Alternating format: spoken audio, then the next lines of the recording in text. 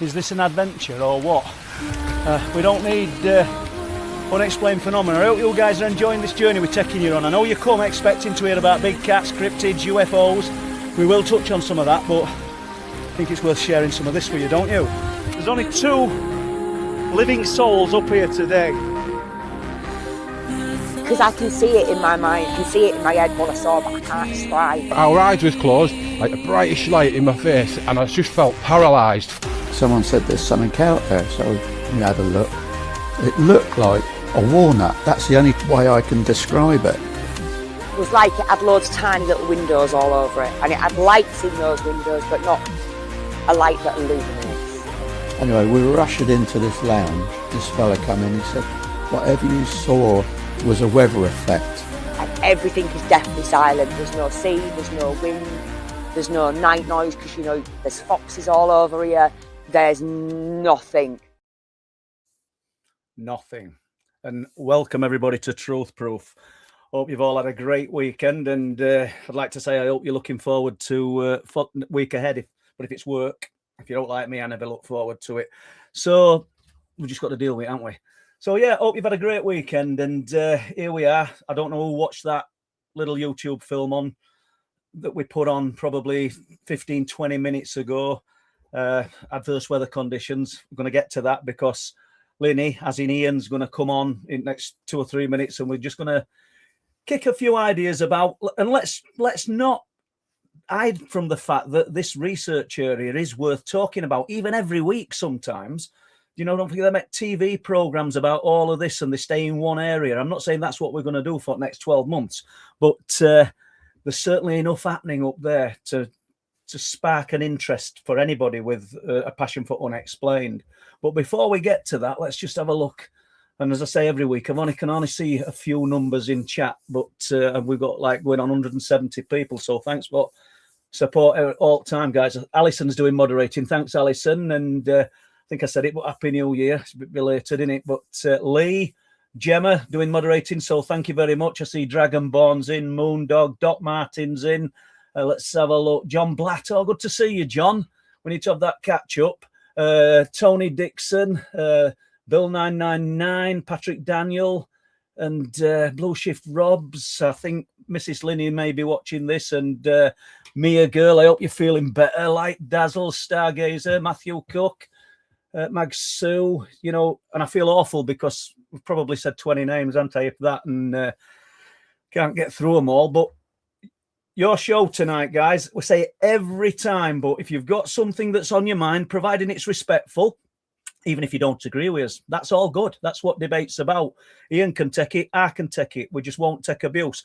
So if you've got something that you want to share with us, something that you want us to talk about, let's have it in capital letters, please. And I might not get to all of them, but that's what we want. You know, that's what we're here for now. So I'm going to bring Ian in, and let's jump in from there. I can see a question there now. So, hey Ian, how are you doing? I'm good, thanks, Paul. Yeah, I'm looking forward to tonight. Yeah, it'll be good. Yeah, it's great. Well, thanks for agreeing to come on and just share a few things. I only thought that it were fair we do that, seeing as that YouTube that's just gone on, you're in it as much as me, and you know, and it's good that people can see area. We know that a lot of it were a bit tongue-in-cheek. We know that the actual night were appalling, and we didn't take half at gear down because it had just got ruined. You know. Yeah, you're right. I mean, it was. You want that keen on going because of the conditions. I thought, it's going to be bad. I says, I was looking forward to going. I says, it'd be right. We'll take the van out. It's pretty good in the snow, is that thing? So, well, yeah, worth going. You know what I'm going to say now, don't you? Because I said to him, people, I said, look, I don't fancy going up there in my Honda. I said, I'll be sliding all over the place. And I knew his van was good. And he looked at me and he goes, well, he didn't look at me. He said to me on phone, well, there's drivers and there's screwdrivers. So I didn't remember. So, yeah, quite funny. But you were spot on because that van's brilliant in snow. It's got good tyres on it and it just seems to grip. You'd think it'd slide all over, but it doesn't. Yeah, so it's half loaded, so it's pretty good. It digs in. It's pretty good. We did all right. So I don't know what you guys thought to the show. If any of you watched it, if you've got any comments about that, put them in capital letters. like I said, good or bad, sometimes it's difficult because everything's just filmed off the cuff, really. That weren't it? I were dubious whether to even bother putting it together. There were probably 2 hours of that, but you can only boil it down to so much, can't you? Well, yeah, I mean, I ain't even properly looked at the footage that I've taken because I had that pocket 3 on most of the time while I was walking around.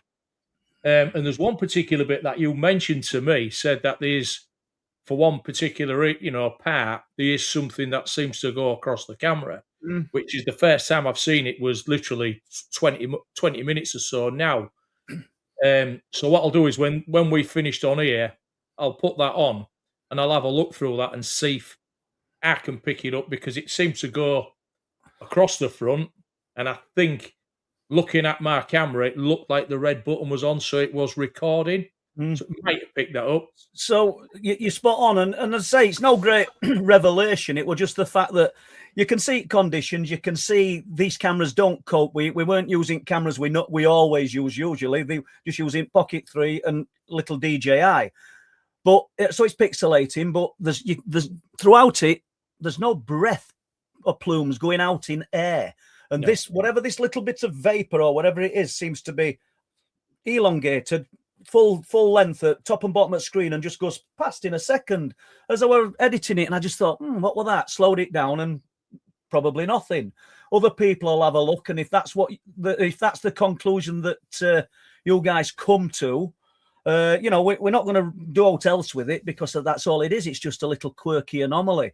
We'll get to the photographs later in this. So, it's a strange one. What did you think when you saw it? Yeah, I mean, I said to Lass, I says, yeah, there you go. See that, something there, we'll have to have a look.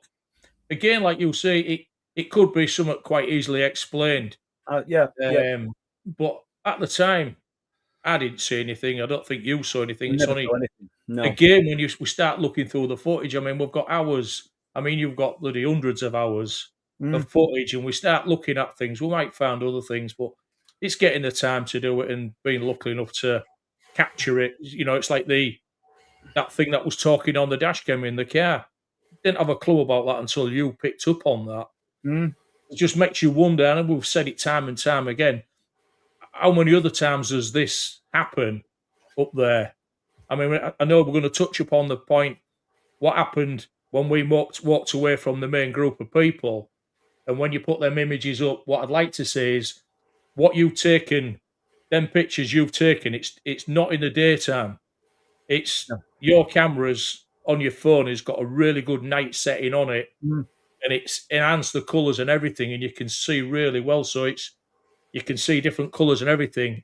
It was absolutely pitch black was that night, and I'm really surprised at how good a quality. Even though it does look grainy, you're 150, 200 metres away from us. You're spot on. It's grainy, but you're a good distance away and you're in darkness. I mean, when we put that film on just now, 15, 20 minutes ago, we're in snow. We don't see that level of light on the land usually. Usually we're just in complete darkness. If you've got a full moon, obviously that helps, doesn't it? And it weren't a full moon, but we've got a moon up there. Just before we go on, Ian, Steve Collins put this up, and we will... Eric von Daniken passed away, and rest in peace. So I don't know if anybody's familiar. You probably are with his books, Chariots of the Gods and other things. So a sad day, I suppose. And well, it is. I think it was yesterday, actually, weren't it, Steve? But and I was lucky enough to meet him and actually not spend loads of time in his company. I've been in a taxi with him and drove back to hotel with him and that, but that's all. That's my only claim to having an interaction with the bloke. I think I've got a picture of myself with him, and that's about it. But controversial. Some people liked what he did, and others didn't. But let's face it, this guy stayed within the subject of unexplained phenomena, UFOs, all that time. It's quite a legacy to leave behind, Ian, isn't it? It is. I mean, he did a lot, wasn't he? I mean, I presume he made a good living out of it. I would have thought so. I mean, it must have sold millions of books, those books, Chariots of the Gods, and Yeah, it was all over the place with things. People sort of like look towards him as an expert, if there is such a thing in this because who's to know? You might be right, I might be right. Odds on, we're all wrong. Yeah, It could probably, yeah. absolutely, So thanks totally for different. putting that on, Steve. I'll just run up a bit before we do. Al Durham is going to. Al's put a question up, and I know I haven't got an answer for this, and I'm not sure Ian would have. Do we have any thoughts on the Miami Bayside Market incident a couple of years ago? I'm thinking, Al, that you're talking about when these alleged aliens were walking about. I could be wrong, so you can see my knowledge on this one, Al.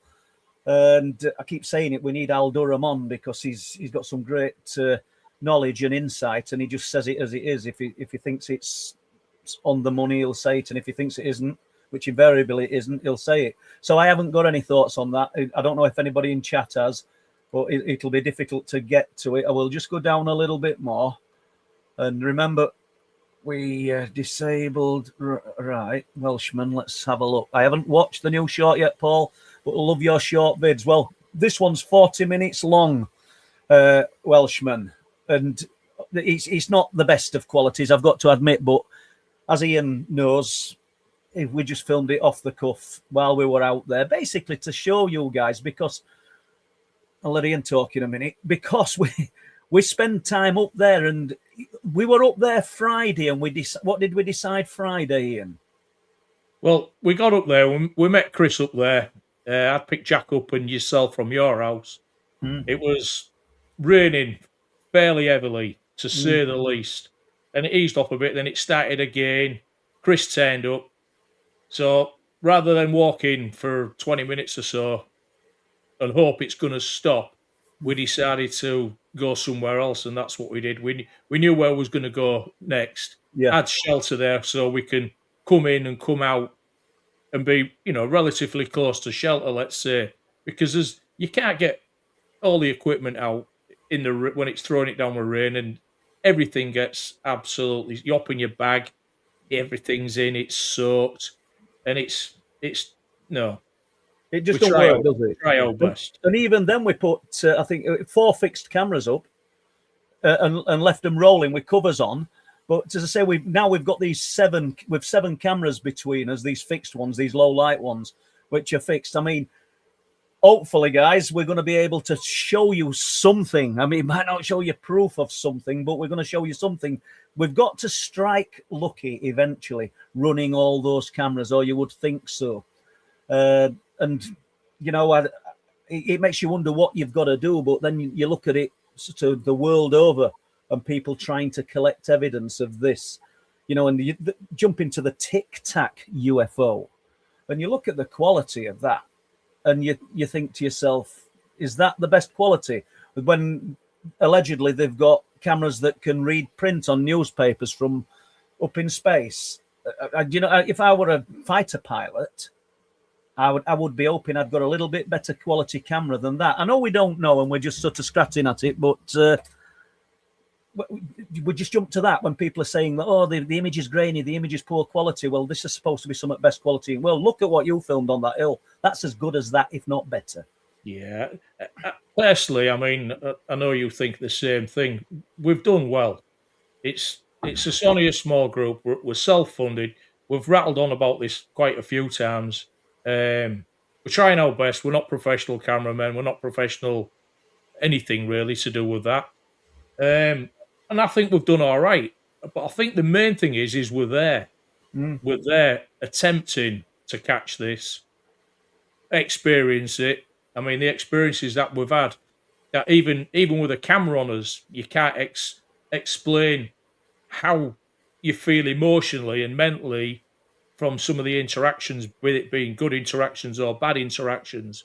You can never put that down on camera. No. So even with locked off cameras, or you filming me while I'm having an experience and vice versa, you still, to get that relayed to people, the main thing is we're there, we're trying, and I think we've done well. Well, let's hope this coming year is going to be even better. Now, Purple Pipkin. To me, the audio sounds like someone saying, Christ, it's freezing. I'm not sure it says Christ, but you could be right. To me, it doesn't. But what we're going to do, Purple, where my son-in-law Nick, I think Jess is probably listening in chat. If not, she'll hear it afterwards. He's an audio technician, so I'm going to get the audio.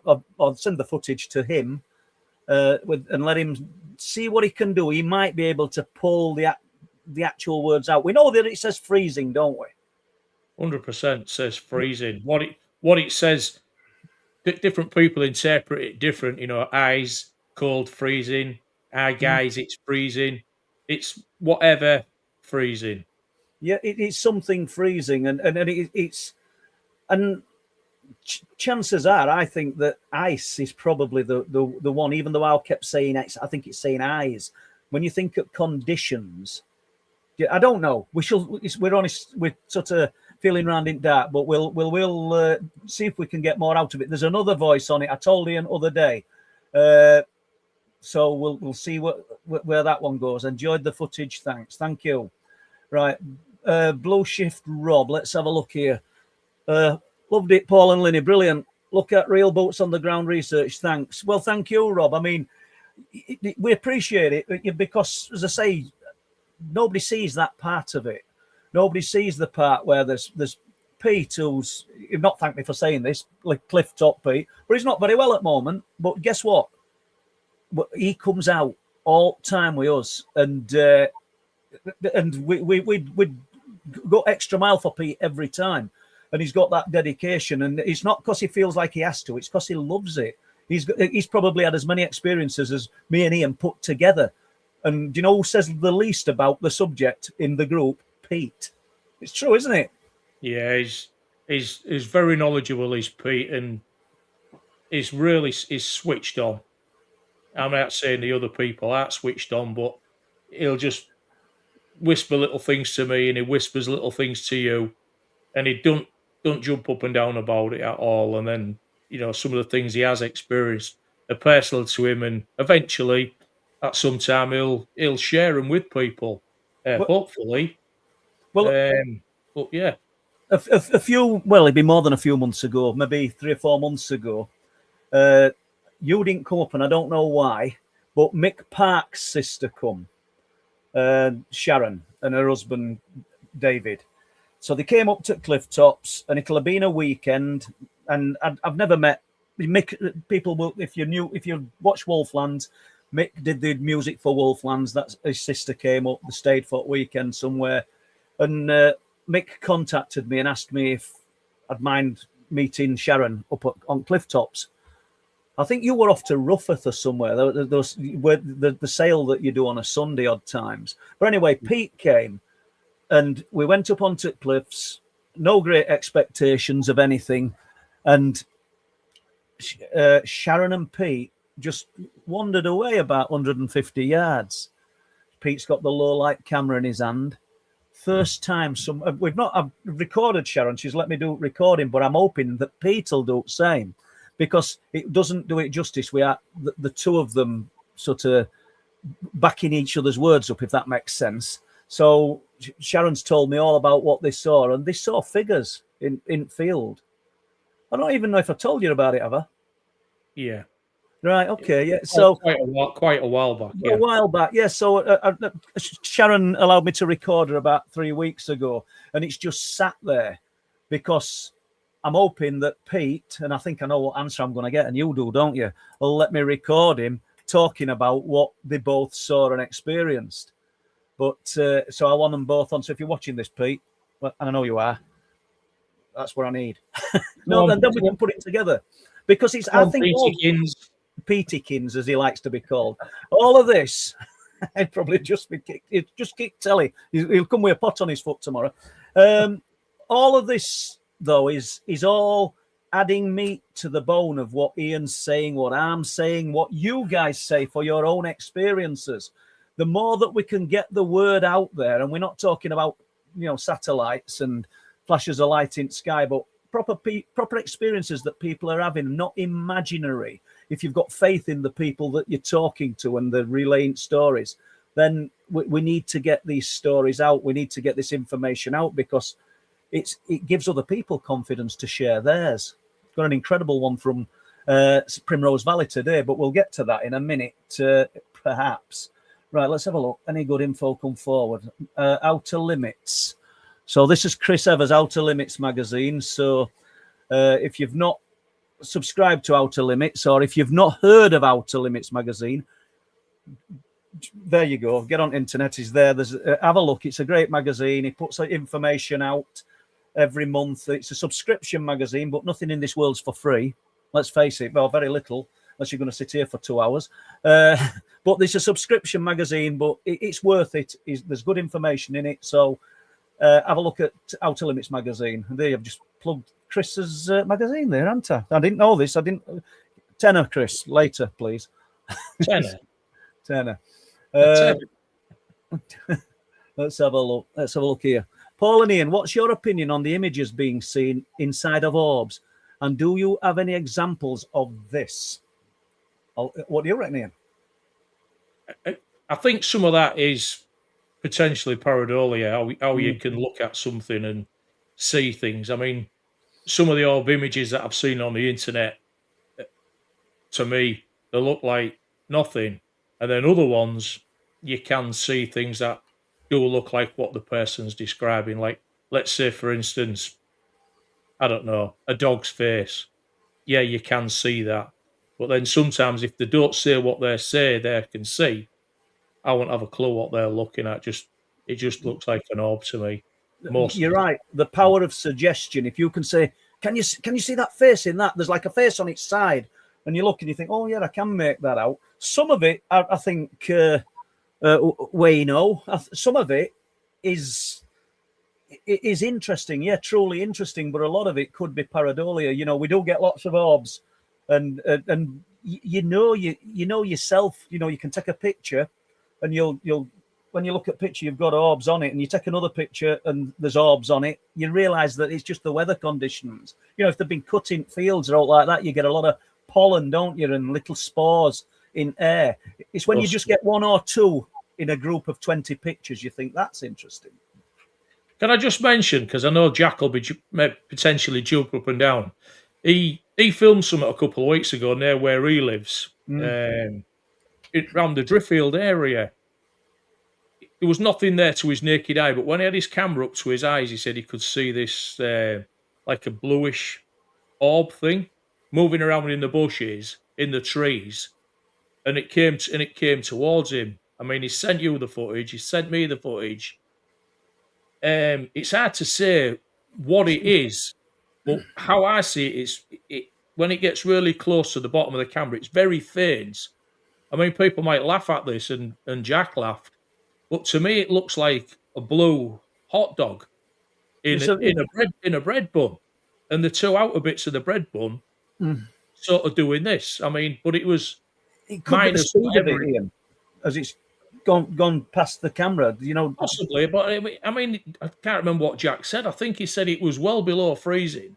Yeah. I mean, what bugs are flying around? And it was sizable, and it was in the distance, and it come towards him and come past him. So whether he'd be able to do anything with that in the future, possibly. He's sent it me, and I've had a look at it, and he like he said, it's a bluey green insect, isn't it? It's or it looks that way, but you're right. It looks long, but you know, if it was summer, you'd say it's a dragonfly. Yeah, but we're not going to have a dragonfly below freezing, are we? So we can rule that out. So let's have a look here. Let's just get this on, Ian. Right, the camera optics sometimes detect like that. The human cannot. Every chance it's real. Yep, thank you. Yeah, and I'm not going to argue one bit with that. I agree. So some people won't have maybe watched the YouTube, so don't leave here now to watch it because it's not going anywhere. But during that process, when we were on the clifftops and I disappeared to just sort of, I often do that. I'll sort of walk away and just, I don't know, have a few moments, have half an hour, just sort of with my own thoughts. And I don't talk to the outer nowhere, but in my mind, I'm sort of asking it, if that doesn't sound too sad, to show us something.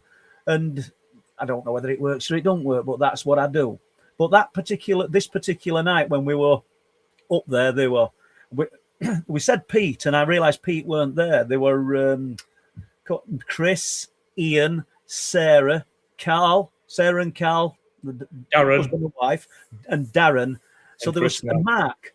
So there were with myself there were 7 people, but down on those cliffs there was 6. And I stood again that post. No, I don't use a flash on that camera. Never use it. There's no need. And if you're 150 yards away, it's not going to do any good anyway.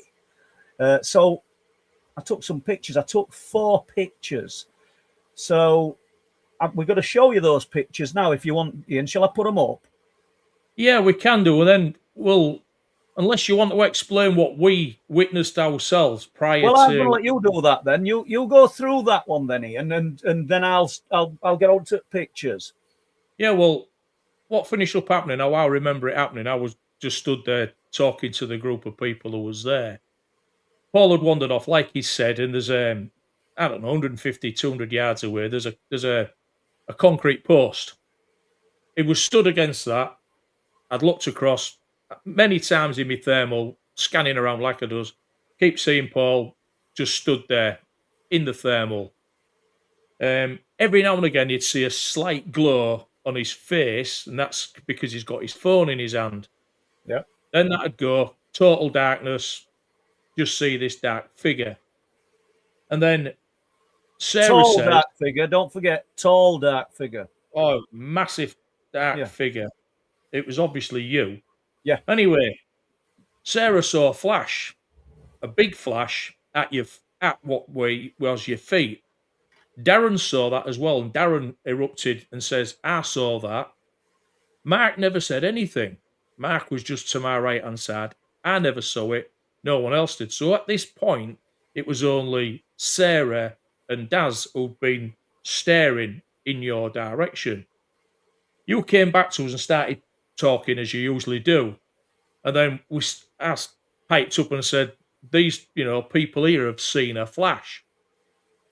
You know what I mean? And you're like, right, well, did you take it? Was it flash with your camera?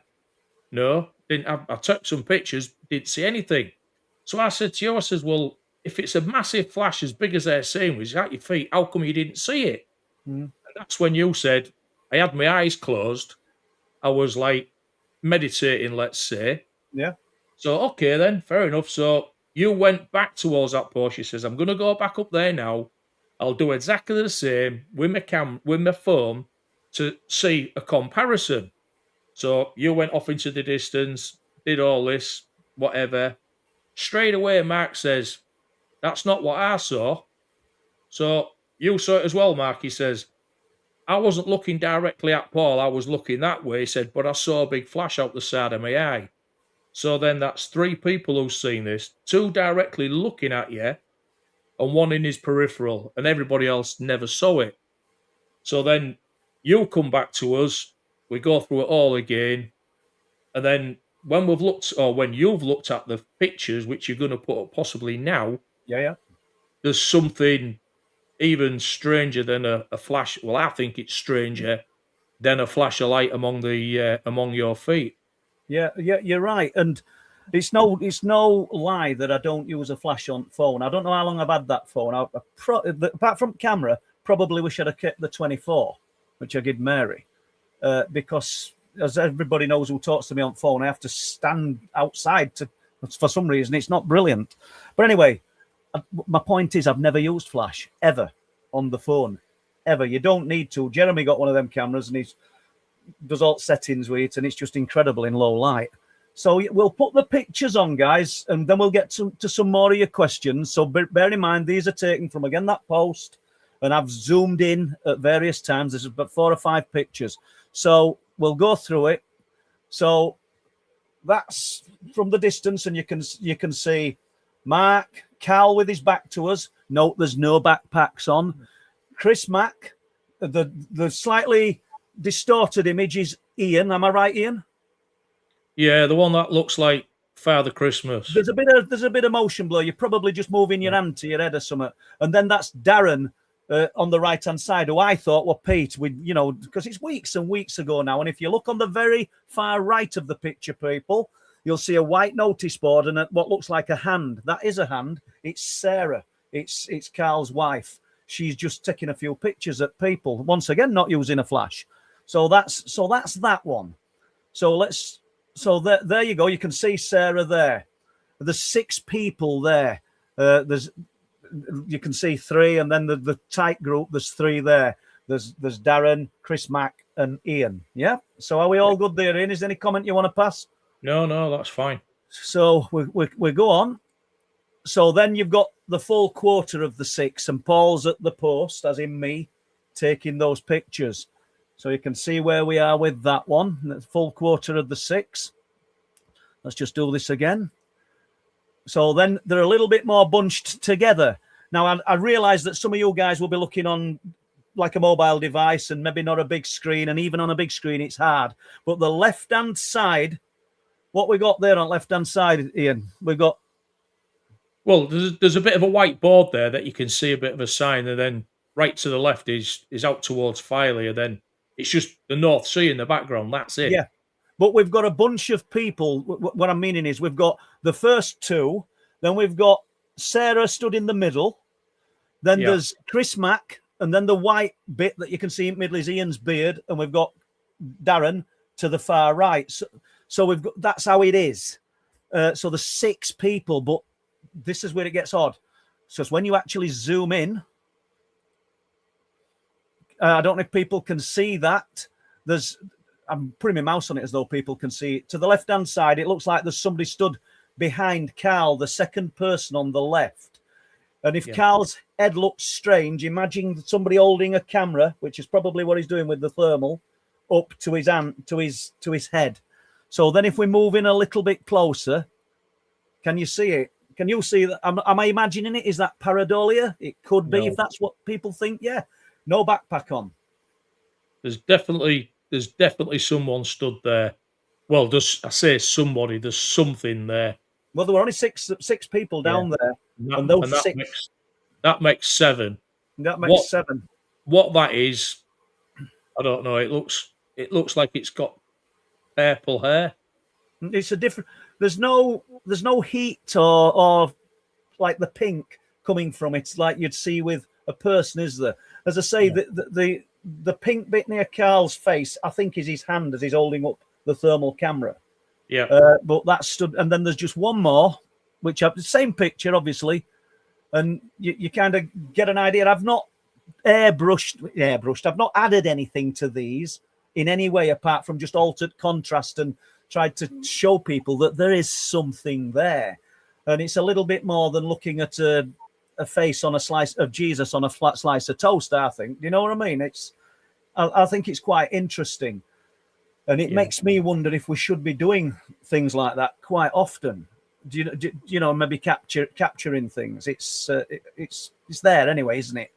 So let's remove that. I think we all should. We all should just take still photographs from time to time. Yeah, and then it's easier to look at a still photograph than it is video. Yeah. Well, I mean, obviously, we know that the quality is grainy, and we know that probably general consensus from everybody in chat or from a lot of people in chat is, you know, there's not really a lot to look at there, and you know, it's inconclusive, and I can go with that. My gut feeling is there's something there that's an addition to Carl. Do you know what I mean? But that's as far as we go with it. Let's just have a look at this question, Ian, unless there's something you want to add to that. No, all I was going to say is it's not the first time, is it? I mean, Jeremy managed to catch that thing on thermal. That again looked like a person with a backpack on the back. Yeah, one sec. I'll see if I can find that. I might be able to. Image file. One sec. Yeah, there we go. Don't really know. I did a bit of work on that one and got a bit more out of it, because I don't mean people were saying there's no heat signature. I didn't think there were an heat signature, but there clearly looks like where the face should be that there's a little bit of heat, a little bit of lightness. And when you actually watch the footage, if you slow it down, it almost looks like that heat is flexing. Yeah. So, you know, it is sort of fascinating. And for me, the clincher with Jeremy's footage were the fact that, and I don't know if people listened to what I was saying or what he said, I've got a powerful torch that's got extending past what I can see in the thermal, and I can't see it with naked eye. That's, you know, So I Yeah, don't know. it was further down the cliffs, and it was inland. That's not actually on the cliff edge. It was inland. I mean, I'm just Yeah. going over what we've said before in the past. Jeremy did walk down to that. He said, "Well, that's what we're here for. If it's someone there, I need to know who it is." And he walked down towards where it had been. Couldn't see it with his naked eye, only his thermal. Then when he got there, it had totally gone. He scanned the whole area. There's nowhere for it to go, and there's absolutely nothing there.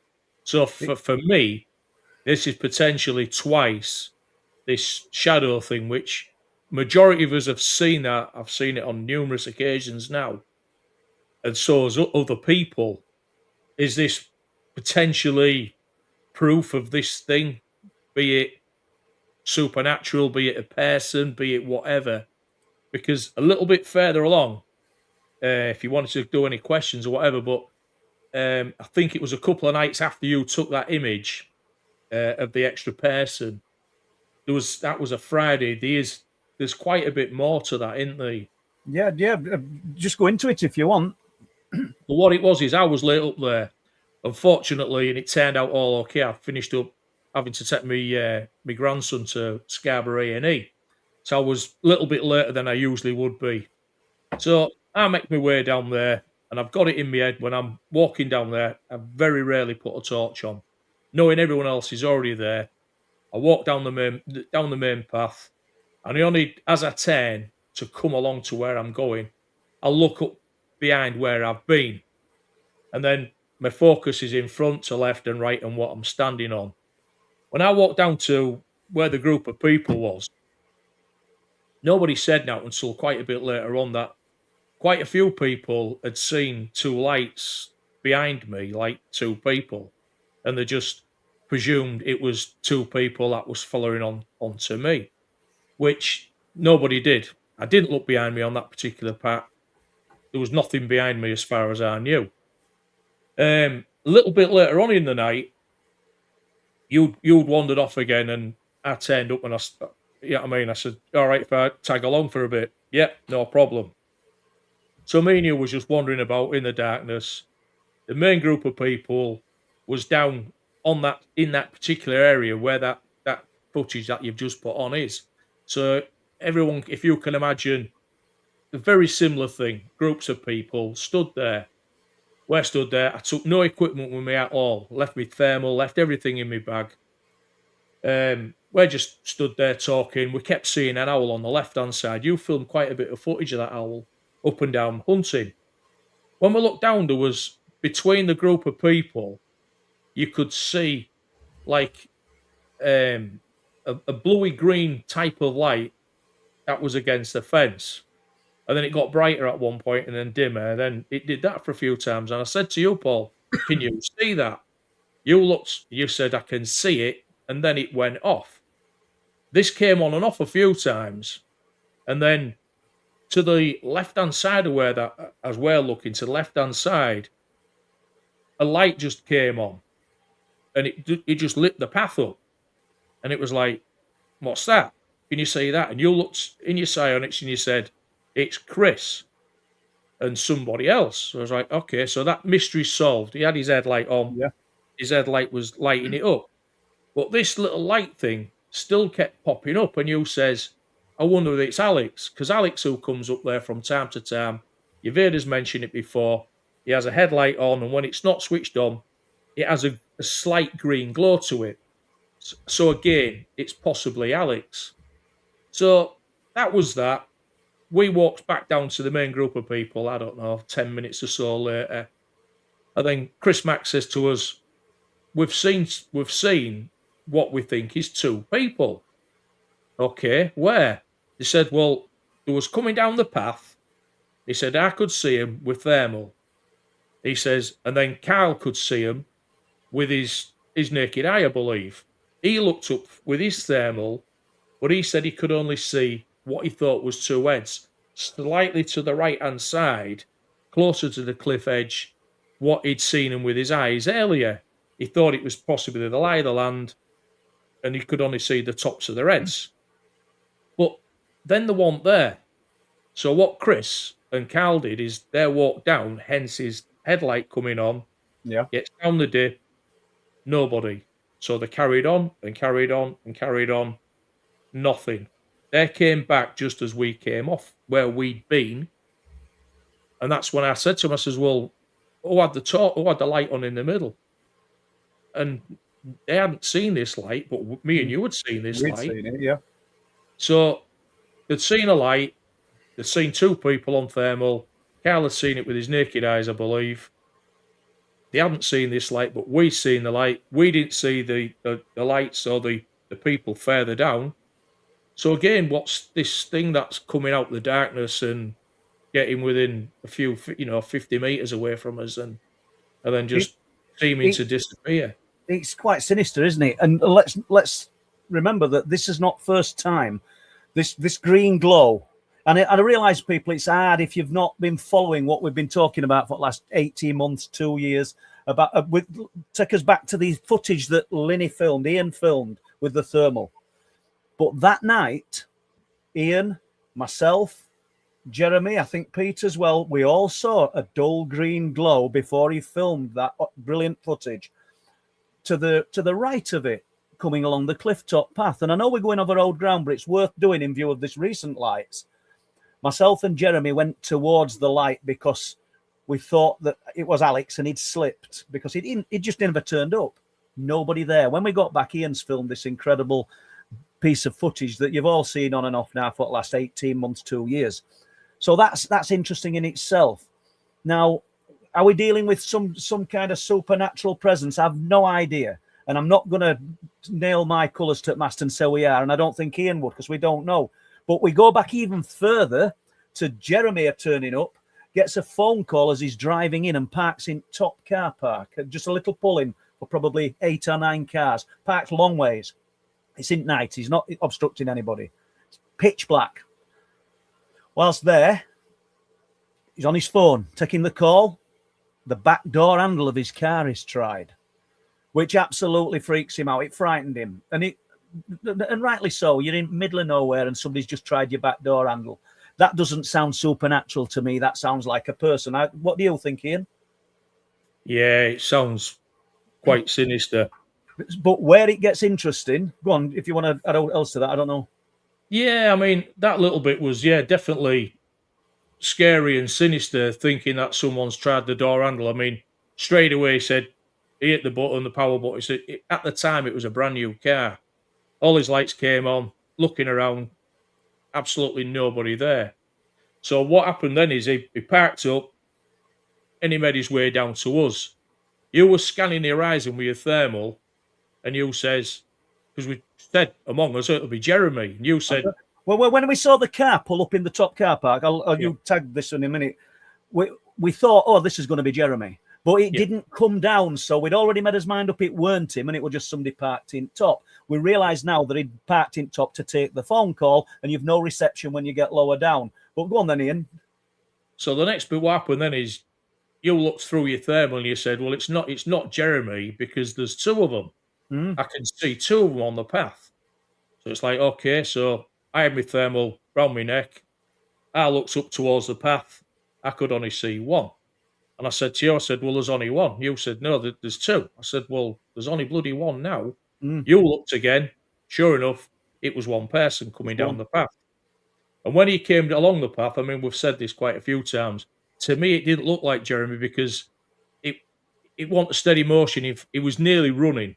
Yeah. It was nearly running, and we didn't have a clue that he just had some sort of strange encounter with person or whatever it was in the car park. Yep. And then when he turned up, his eyes, even in the dark, you could see his eyes was like saucers, and he was very agitated, and you know what I mean. And we went and had a look, and there was absolutely nobody there. We scanned around the firm. There's nobody there. But again, in the past, I mean, that chap, I can't think of his name now. Phil. Who comes down from Scotland. He came along the path from the Dyke end, Danes Dyke way. And there was two lights. And we all saw two lights. It was just like one slightly in front of the other one. But before that happened, the time before he came down he'd been up Oddycow's Lane and come right down from Speeton, and there was 2 lights again then, one slightly behind him, which is, it's not unusual because some people go out there fishing or they'll be walking down and they've They'll got a leave light. at a similar time and they just walk off and you see it, don't you? And again, it was only one person who turned up. And he was adamant. He said, there was nobody behind me. He said, because all the time when I'm walking, that's why I'm here. He said, to see if I can pick up on anything. So he's always stopping and doing a full 360 swivel. So it happened to him twice. And the second time, we told him, and we'd all seen these 2 lights in the distance, he wasn't very happy about walking back. So we give him a lift back to his Airbnb. Yeah, we did. And just before we end this, just jumping back to Jeremy, you guys have probably already got it anyway, but remember Jeremy had the experience with the car door handle, which we knew nothing about. We're looking because we see the car's headlights come back on and then he parks down there and so to look in the thermal, there's 2 people. I know we're going over this and people thinking, Christ, they're going on about these people. My point is that they weren't... they were close, one behind the other. You know, I don't mean touching, but they were close. He saw no one. Somebody had just tried his car door handle. What kind of mechanisms are at place here, or what's happening? That where you've got a physical that can try a car door handle, you've got 2 heat signatures in a camera, and then only one arrives, and the man who's just had the experience says there were only me, apart from my car door handle getting tried. It's quite sinister, I think. You know, I don't think it's good at all, that part of that aspect of it. And the point that is that it could be very, very well could be just a human interaction there, and not something supernatural or paranormal. Yeah, it could be someone messing about. Who's to know? I mean, people do some strange things, absolutely strange and weird things, and so more reason for anybody visiting that area, don't come on your own. No. Do you know what I mean? Just have your wits about you and don't come on your own, no matter how brave you think you are. Let's just look at this, Ian. Right. Erico Donovan. Well, I'm not even reading that name. I'll just call you 9426. Could being in a group somehow dampen the supernatural phenomena?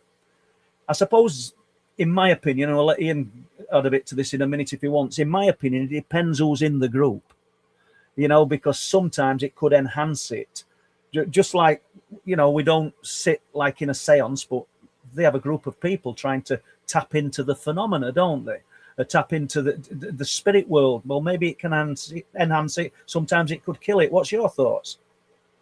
Again, you're spot on with that, because, again, when we're there together as a group, and that group of people are all together, and we're going to be quiet and we're hoping for something to happen, we're all very much on the same wavelength. But when we was visited by that it's absolutely spectacular ball of light that time, that kept coming round us for a few occasions.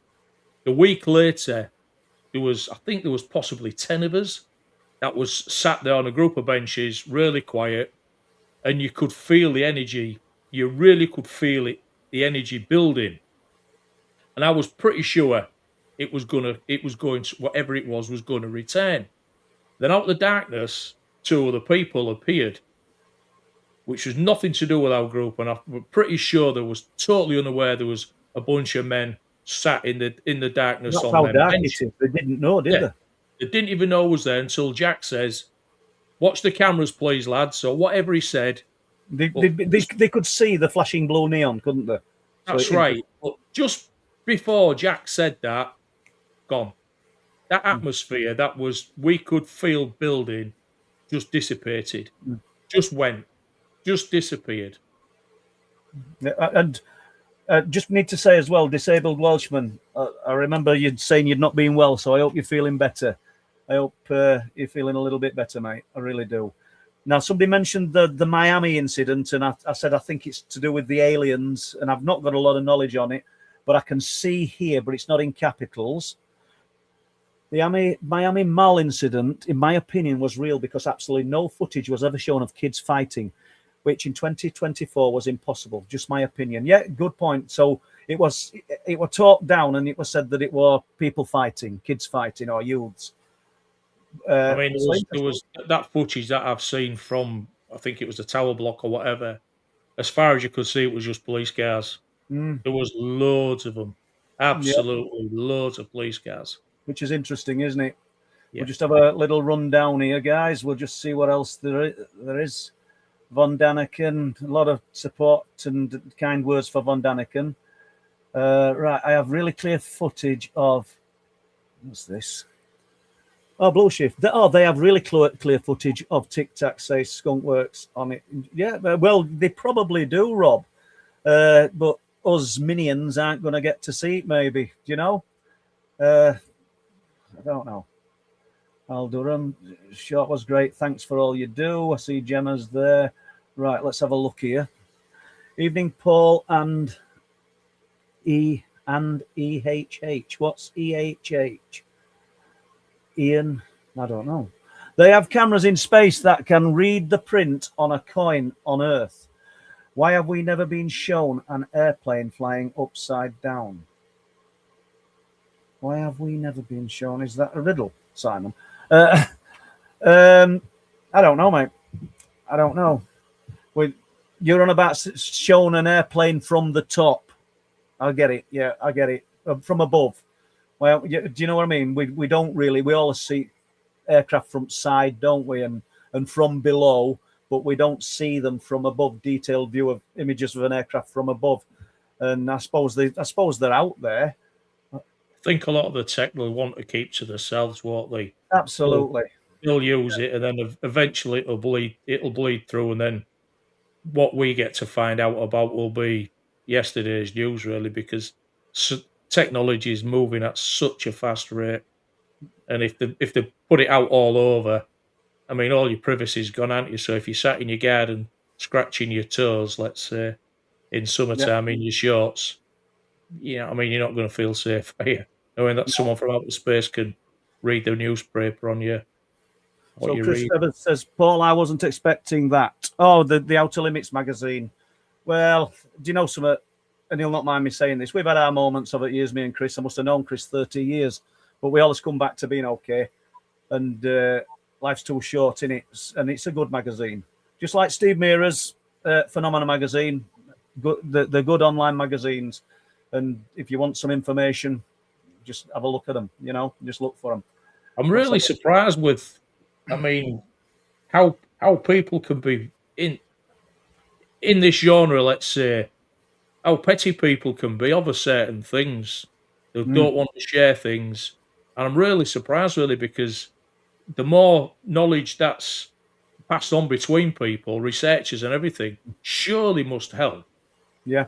It really must help. It does. And, I'm always keen if I'm sort of talking about somebody else's work. If I talk about Rendlesham Forest, I will always, and because I've spent a bit of time with Brenda Butler and Derek Savory, who's passed away, been down there, and I'm always keen to stress, or John Hanson, that this is not, they don't own Rendlesham Forest. They don't own the rights to talk about it. But it's nice to give them the credit that they deserve. So you don't just arrive in area and start talking about something and no, you're actually just following in the footsteps of what they've actually highlighted. And that's what it's about, really, for me. And I'm always keen to do that. And phrases and different things, we all, the words that everybody uses, as you guys know, are used in the English language, in the vocabulary by everybody, but it's the way that you put them together. And I love the term ILF UFO, Intelligent Light Forms. 2002, my website, that's what it was called, because I thought the lights were moving about with intelligence. So I love telling people I created that word. I don't own it, but it's nice, isn't it? You know what I mean? The lower silence and other words for the Oz factor, which Jenny Randall's highlighted. And it's good when something gets coined and used in that way. Like the title of this new book I'm doing, all the UFOs below and the anomalies below the sea. I've called it the sub-universe, the submerged universe, and I like that. Do you know what I mean? But they're not my words. Everybody's words, but it's the way that they're put together that makes them interesting. Yeah, but like you said, there's a lot of plagiarism and a lot of people just coveting all the information. Right. Anyway, It's a shame. right. And that RFI one was spurred off that I was just looking at. Tony, I haven't watched it yet, mate, but I will. I get sent lots of things to watch. I mean, about 4 people have sent me a film on Beachy Head, and saying that the anomalies and the unexplained that they're seeing there is very similar to what we're seeing. And I haven't watched it. I did. I watched a bit of it, and it's really well presented. Whoever's put it together has made a great job. And I'd highlight it. I'd put a link to it if I'd got it here now. But I haven't even watched that one all the way through. But what are your thoughts, Ian, for coming year? Bearing in mind thermal cameras, 7 locked-off cameras, decent night vision cameras, not just the little action cameras that we used for walking around for that short that you've just seen on YouTube. What are your thoughts for coming year?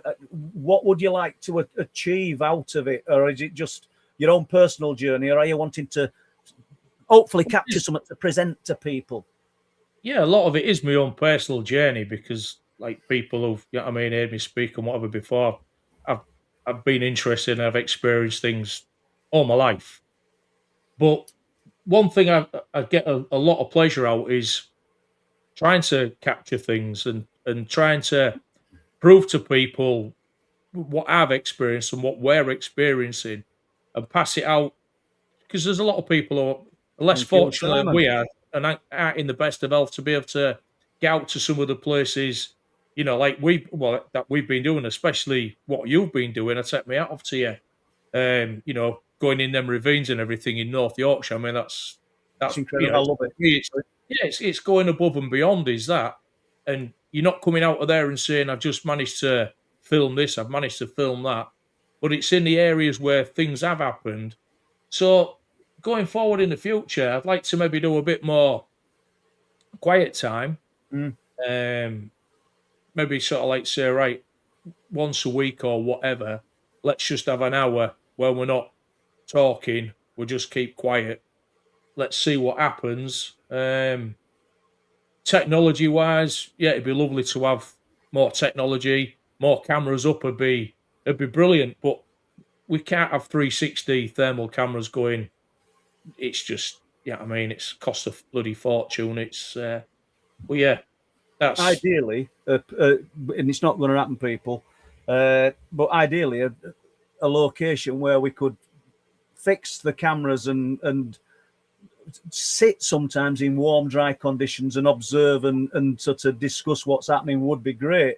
But it's just not possible. I mean, there's some amazing places up on them cliff tops that if people put their mind to it, could actually, they would actually, I think, make a good living attracting people to the area because of the unexplained phenomena. In view of the amount of people that come based on what we talk about and what we've seen, and they come looking for experiences of their own, and it happens. Yeah, I agree with you. I agree. So what we got, Blue Shift. Hi, Paul Linney. The ILF's plasma used for stealth in our military jets. So do you think there's a solid object inside the intelligent light? It's a great question, that, Rob. One I've thought about lots of times, and I'll give my view on it in a moment. But what do you think? Do you think there's something solid inside these lights? I think so. There could be. I mean, one time we was at Speeton, and we could see what appeared to be in the distance 2 orange spheres of light, and I put my binoculars on them, and what it was is really smaller orange ones in the middle of the orange ball. You're saying that, and I forgot. They looked like there was turning on themselves. So from a distance, the 4 looked like 2. Let's say. Didn't get no footage of it. That was just through my binoculars and how I could see it and how I interpreted it through my eyes. But to actually be something solid in there, who's to know? I mean, because we've seen them, like we've seen many times. They're just there, and they just go.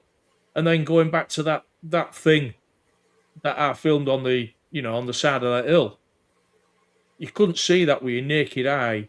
at all. It was only on thermal. Could that be one of them orange things, but just wasn't showing itself as orange? Mm. Who's to know? I mean, I really don't know. Well, I can't pull footage up, but there'll be a lot of people in chat who've seen it. And what's fascinating about that footage is the fact that obviously, if you've watched that YouTube we've just put on, we briefly show it for 4 or 5 seconds and then go to another bit of footage filmed with same camera, and it's in a different color palette. That's because he's only just got the camera and he's going through color palettes. But this object is filmed in the same color palette, I think, all the way through, isn't it, Ian? Did you change it? I did change it on the full footage. I have changed it on the full footage. But am I right in thinking, though, that let's assume you've got it on black hot. Whilst it's on black hot, it's changing color within itself. Oh yeah, definitely. I mean, on one part it was in red hot, but it's all changing. So to me, I mean, I'm far from an expert in thermal cameras, but to me, let's say for instance it was 500 degrees heat, it'd all be one color. Mm. But if it was 500 and that bit was 400 and that bit was 300, it'd show that way. Fluctuation, And that's what it's doing. It's fluctuating. The heat it's turning counterclockwise on itself. So to me, in layman's thoughts, is it's multiple heat that's evolving round. It's revolving. Sorry. And what kind of heat, guys? I mean, we need somebody on scientific really to help us with this, and even they might not be able to work it out, because what kind of heat are we looking at that you can't, even if you couldn't see the object but it was producing heat, you'd think you'd see a glow from something. And so it makes it even more fascinating, doesn't it? And Rob says, do you think there's something solid inside them? When we went up there probably 10, 12 years ago, myself and Steve Ashbridge, 2009 time, somebody had rang us to say that they were seeing these lights of a North Sea. We'd already got an idea that this were happening, but we'd been spending lots of time on the Wolds, the East Yorkshire Wolds. So we drove up there because it had been quite active, and they were there, and it was happening. And the fishermen, you could hear fishermen going, "Wow, look, can you see it?" And they're not bunched together, as Ian knows. You'll get a couple of fishermen, then you might get, say, quarter of a mile away, another two. But there were a lot of animated calls because these lights were putting on a show. But one interesting one for me, it lit up, and if anybody can picture a wire paper basket, like a strong steel wire paper basket, it looked like wire. And they weren't. I don't mean, when I say close, I don't mean a couple of 100 feet away. They're up at cloud level, but it were big and it looked like wire. And I found that fascinating. There were a texture to it. And then there was a night when myself, Rick, PJ, Bob Brown, and Craig went to Clifftops, and as we were leaving, they were off to Caton. They're quite dedicated, travel a long way, and they do a full night of it. They were off to Caton, then coming back to Bempton. You don't have to go far. We're on the path going up to the car park. And I've said this loads of times, we'll have to get Craig and PJ on sometime. This light punched out at ground, and it looked like a child would draw a kite. And it just come out of the ground. And that were a maroon colour. But what were interesting, let's just say it took a second to punch out at ground. It took 2 to 3 seconds to dissipate. But there were no form there. There was this form, but didn't look like there was structure inside it. I mean, Rick did a painting of it for me as well, which were interesting. So do I think there's something inside them? Johnny, the military contractor who's done a short on, who's done an interview on Truth Proof for me, and also submitted his story. I think it's in book 3. He saw them over the sea when the military would give him a property to live in while this job that he was undertaking were done. And he looked at them through high-powered binoculars, and he could see bronze-coloured pyramids inside them. So that's a new one on me, if that makes sense. So do I think there's something inside them, Rob? I don't know. Sometimes I just think it's intelligent light. I'll let Ian have an input in here in a minute. But we walked back 2-3 weeks ago, nice and steady. Same path where Rick, PJ, Craig and Bob and myself saw the maroon kite-shaped thing punch out. Me and Pete, it just went straight across path in front of us.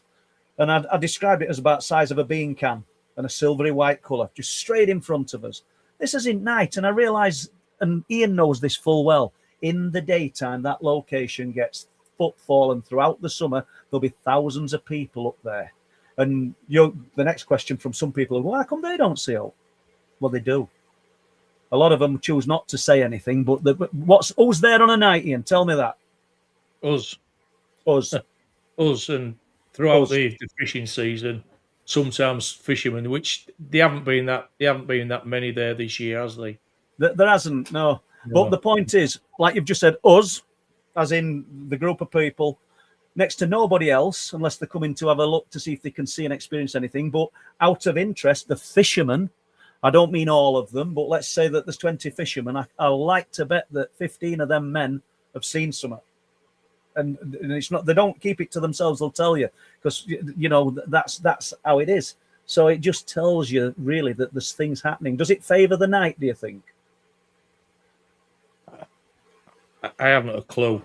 I mean, going onto the fisherman thing, I mean, Mick says one night he was talking about it in the weigh-in, and a group of them started taking the absolute mickey out the ones who was saying what they'd seen, and I think it was two of them that had seen what they'd seen. But then he says, when it goes quiet, some of the ones who was taking the mickey, joining in with the crowd, I've seen something like that. Yeah. Yeah. Why didn't you bloody say something earlier on? Well, no. So then, out of earshot of the crowd, they're not man enough to be able to say, yeah, I've seen that. Shoot your gobs.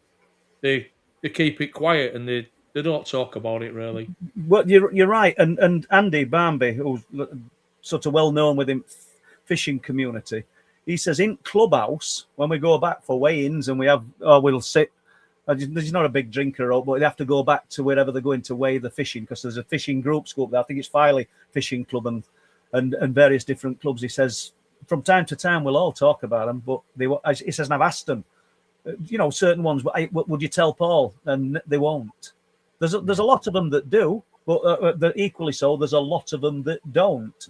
I've just seen our Laura in there. They've been working too hard, Laura. So good to see you. And Drew Hollings, Mag Sue. Let's have a look. Glyn Taylor. I'll just do a few of these, and let's have a look. I can't really, because I've just gone down and there's nobody else there to do. So let's have a look. Question here, Ian. Are you still okay for time, Ian? Yeah, no problem. Yeah. Paul and Ian, would you say that you see most sightings through a camera or naked eye? Well, I know answer, but in my head, what do you think? Naked eye. Naked eye. Naked Absolutely. eye. Definitely. I mean, going back, because I'd sort of like it drifted out my mind. Only last week, after we'd seen them flashes, we stood there. I'm looking towards that post, and on the ground, I don't know, maybe only 20, 30 feet away. On the ground, it was like a saucer, as in a dish saucer, cup and saucer, size light, go off towards my right at maybe a 40-degree angle, and it was just like the ground was lit up, but it was only small, and it just shot across, and straight away says, did anybody see what was that? And straight away Chris Mack says, I saw that, but he had his back to me looking the other way, and what Chris said he saw was like 3 like tubes of lights, but those going in the opposite direction. So whether what we'd both seen had split, one thing gone north, one thing went south, or it was 2 separate things or not, I don't. Very coincidental for us both to see something, on the ground. But again, we've looked on them locked off cameras. They haven't been able to pick it up, because to me it was flat. It was flat on the ground, just going along. And if I hadn't been just happened to look in that, focus in that direction, I'd never have seen it. And do you know? And we're there looking for this. So how many people? Because as Ian's just said, this is a split second. It's there. It's gone. How many people have probably seen something like that? But you just think, just trick it like that. And I bet I'd like to bet that these these sightings are there, and people go, do you know, now he's mentioned that, I did see something like that. I spoke to a guy today who gave me a sighting from 2017 at Primrose Valley. A brilliant sighting, and I'm going to meet up with him hopefully early next month. He's going to come through, and he'd been on holidays. He's walking back from the direction of Filey towards Primrose Valley. Now, I've got to admit, I've never spent any time at Primrose Valley, so the location, the areas, and the outcrop of brick, which must have been an old military building or something, I can't even picture. But he's telling me where he is. He says, so I'm walking back. It's getting dark, and I see. I've just got to this outcrop of brickwork, which has obviously been some defence or something in the past. Yeah. He says, and there's the slope that comes down for the land train. So you're going up to Primrose Valley. He says, and I see lights coming down the slope, literally 2 to 3 foot off the ground. And he says, not the size of a football, but the size of the small footballs, so bigger than a tennis ball. You know what I'm saying? These small foot. He says, and the brilliant white. He says, and he's giving me observations that he only thought about afterwards. He says, they're not lighting an area up, but the brilliant white. He says, and they're coming down. He says, and my first thought was, and his exact words, it's a group of tearaways on bikes. And we're similar age. Born in 1968, this fella said. So he's a bit younger than me. So he said, so I stayed still because, as you know, I think there's more to fear from people than the actual phenomena, perhaps. He said, and there's 15 to 20, and they come down the slipway. So apparently, assuming they've been up around the camp, these lights. He says, I'm about 100 yards away, 2 to 3 foot off ground, and they go on to the beach. He says, and as it's difficult to explain. He said they did a full circle like a carousel. He says, but the lead one did the perfect circle, which was big, but not in the air. So let's not mistake it for somebody shining on base of a cloud with some kind of laser. These are a couple of feet off the ground, and they look round. They didn't look flat like a torchlight on sand. They looked like round balls. As the first one completed its circle, the last one left the path. He said, and they did 3 revolutions on the sand. He says, and I just stood perfectly still watching them. I didn't feel fear. He said, I were unnerved at first because I thought it was a group of lads, and there's 15 to 20, and he just didn't want to encounter them on beach during night. He said, so they did 3 revolutions, then they went off then up the beach in a straight line. And he said a place, I think he said they got to Flat Cliff. I don't know where Flat Cliffs are because I've not spent any time around Primrose Valley. He said they got to Flat Cliff. You might know where this is, Ian. They got to Flat Cliff, he said, and they didn't just sort of fizzle out. They just switched off and they'd gone. Now, I'll get your thoughts on this. But an incredible sighting. How far's Primrose Valley from Reeton? It's close. And we got that incredible sighting of Kate. And then you go up from Reeton and you go back other way towards Hummonby. And Jean, 2017 as well, lovely lady who I met probably, 4 or 5 weeks ago. And she told me her incredible sighting, which I knew about, but I'd never met her face to face, of the pyramids. So there's a varied shape of weirdness in this area, isn't there? You see, if we'd been stood on the cliff edge and looking towards, there'd be a good chance you can see the beach, right, where he'd seen them.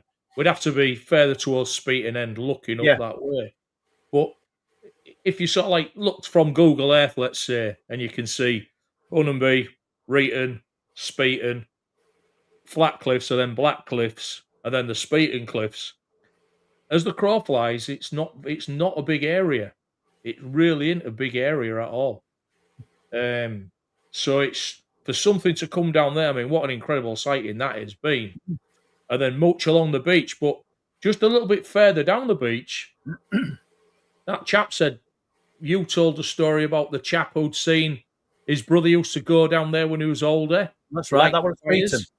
Yeah. I mean, that's a similar sort of thing, but That was a singular light, wasn't it? It's singular light. And when I spoke to Kate, which will relate to this, when I spoke to Kate a few weeks ago at Reeton, and she saw this huge craft going over as she's asleep. Well, she said the silence woke her up.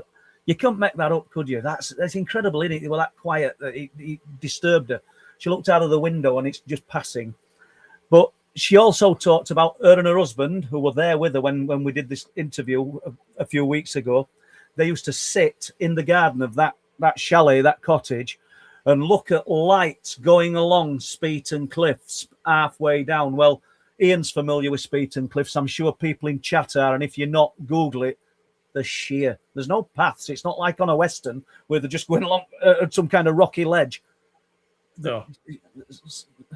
Even a mountain goat won't be able to go across there. No. It's parts of it, fair enough. But majority of it, I mean, 420 foot out there in the sheer. Absolutely, yeah. So what Ian were talking about, yeah, and then they go absolutely sheer.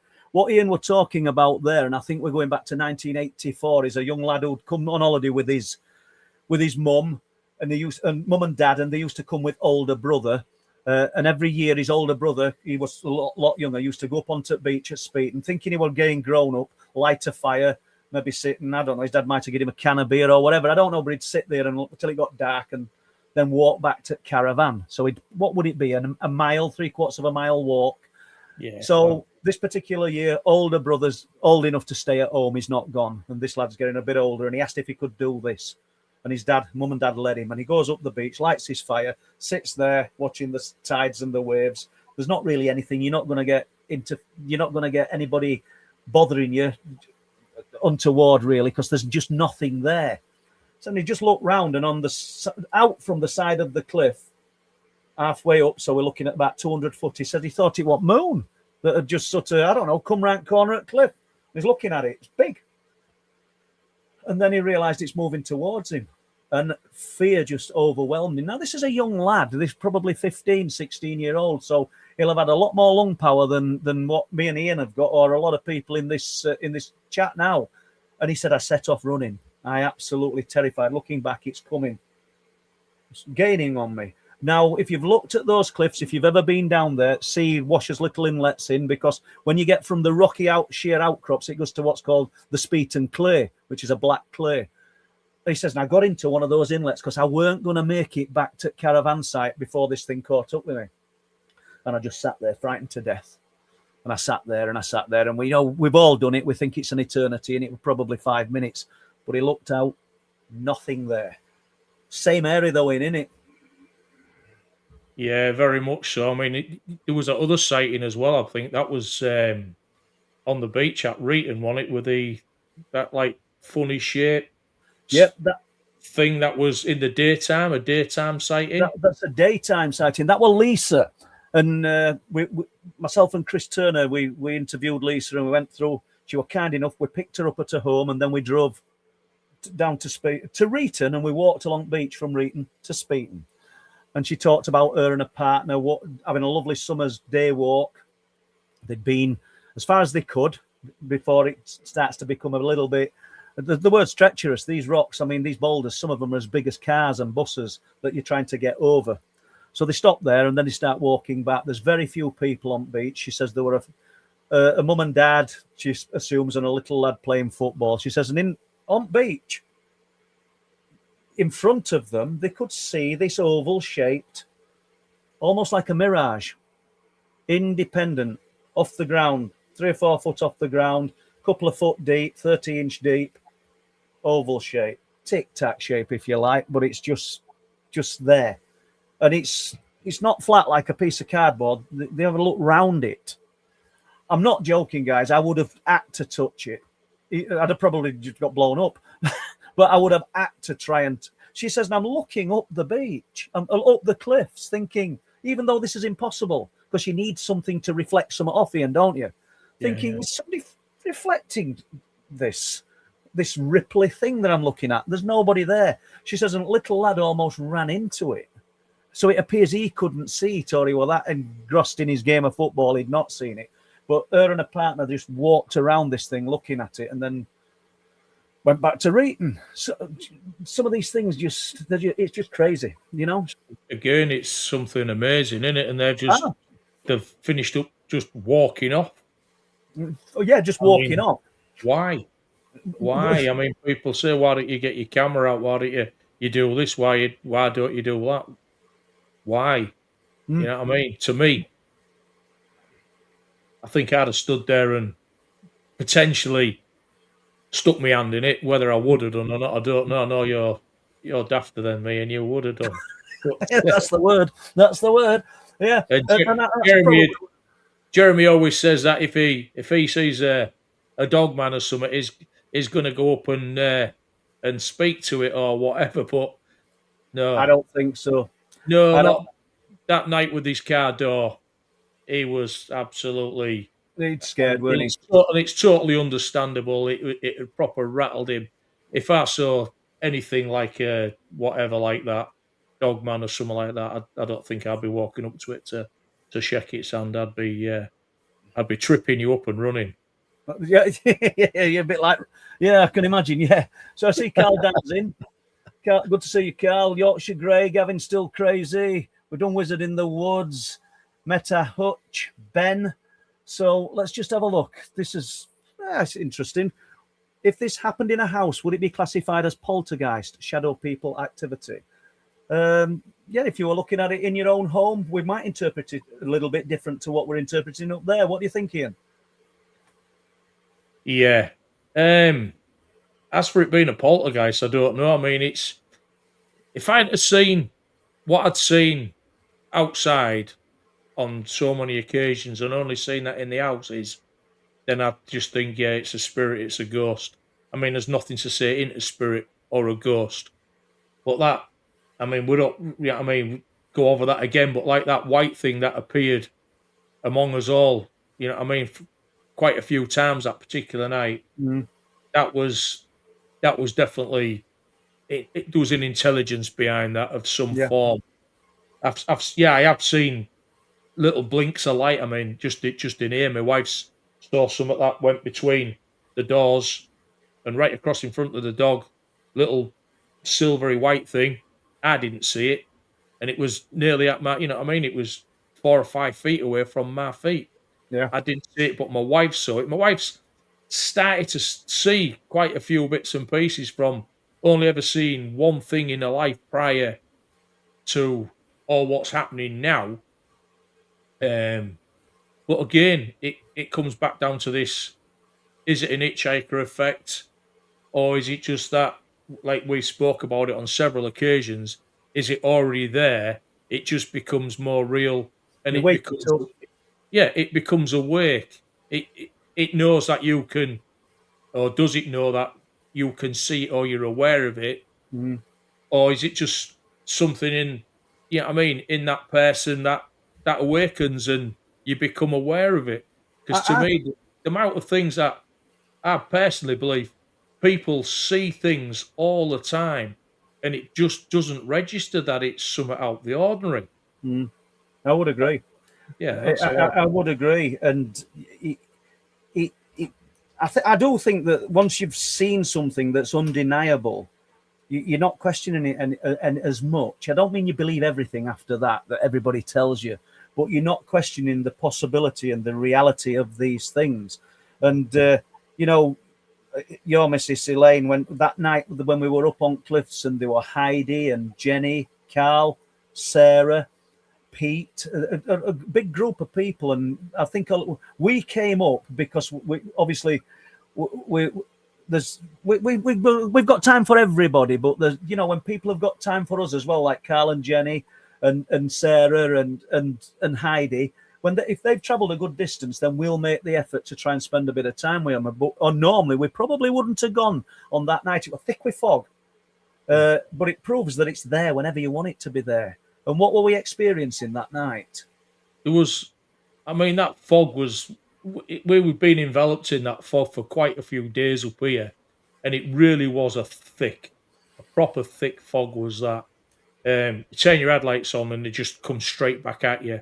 And it was thick, but then we started seeing, all of us apart from my wife, to start with. Mm. I think this was the Friday night.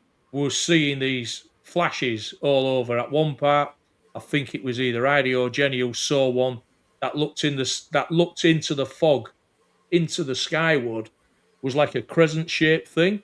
Yeah. She saw that. There was flashes at the side here, above us, below us, at your feet. I mean, at one point on that decking, my wife was stood facing me and you, and you saw one behind her, Yeah. and you asked her, "Have you just flicked something on in your pocket and whatever is it your phone?" Our lass was saying, "No, that's in that pocket. My hands are here." And when we got home, she said, "I'm really cheesed off because I didn't see anything. Everybody else did." So, bonus factor for my wife, the next night we went up there, she saw one. I saw a flash. And Yeah. she saw them. Then she was leaning against the railing and something stabbed her in her arse cheek. I'm sorry for me swearing there. Something prodded her. And she jumped forward and she went, "Ooh." I went, "What's up?" She said, "Something's just touched me." I says, "What? It's maybe that." She says, "No, it was a prod. Something prodded me." And she, clung on to me, and she wasn't really that happy. I said, "Well, Yeah. you've seen something now, and now you've experienced something." Yeah, It's interesting, and just to add to that, the flashes of light we're on about in the fog. I know we've talked about them before, but these weren't seen like, oh, I've just seen one. For the most part, we were seeing them as a collective.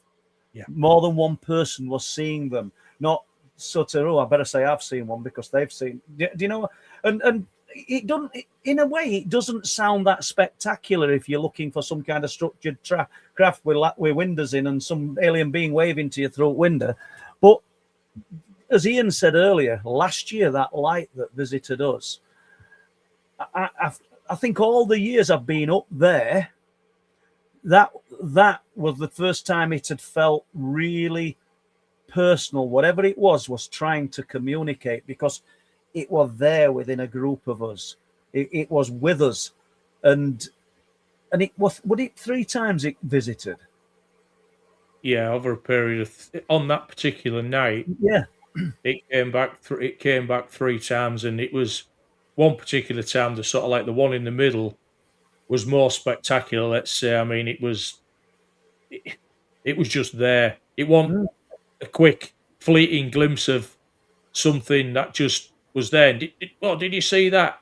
You could physically see something moving, darting around like a ping pong ball among people. Very bright, but not illuminating area. Yeah, it was amazing. It was fantastic. Yeah. Fantastic. You've got to see something like that. Seeing is believing. I get it, guys, but it really was special. And what we never said, and I know Pete, I'm sure Pete won't mind us saying, because Pete's not been very well. We all thought it was for Pete.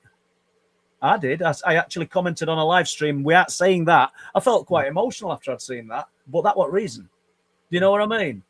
And yeah, I think we all felt the same, because when I came home, I explained it to my wife. My wife says, "That's for Pete." Yeah. I spoke to my mother about it on the phone. My mum said, "That's for Pete." And when Pete got home, his wife said to Pete, "That's for you." Yeah, that was for you. Yes, that's correct. And it's so why? strange. Yeah, why is everybody and Jack? Yeah, we all came to the same conclusion.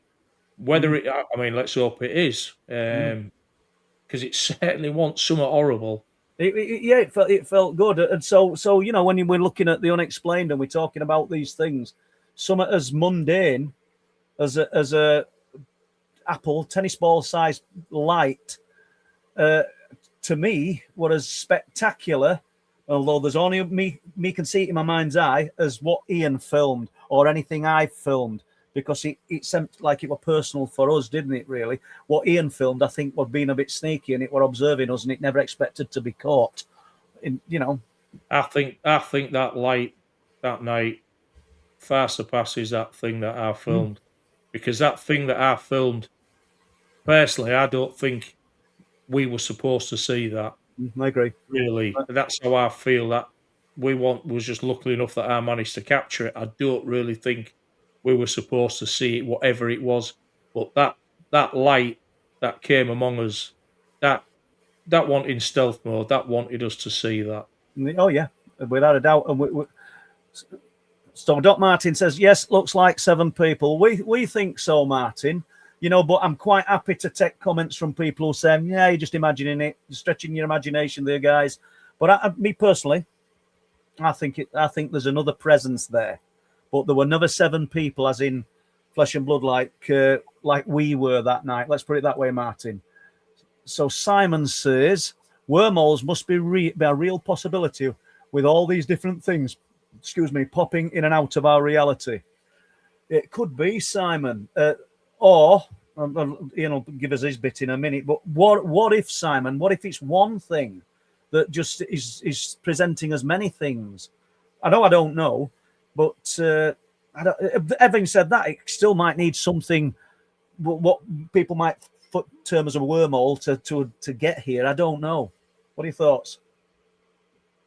I mean, possibly, but I can't say for definite. But personally, I think, and I've said it many times, there's more than one thing up there.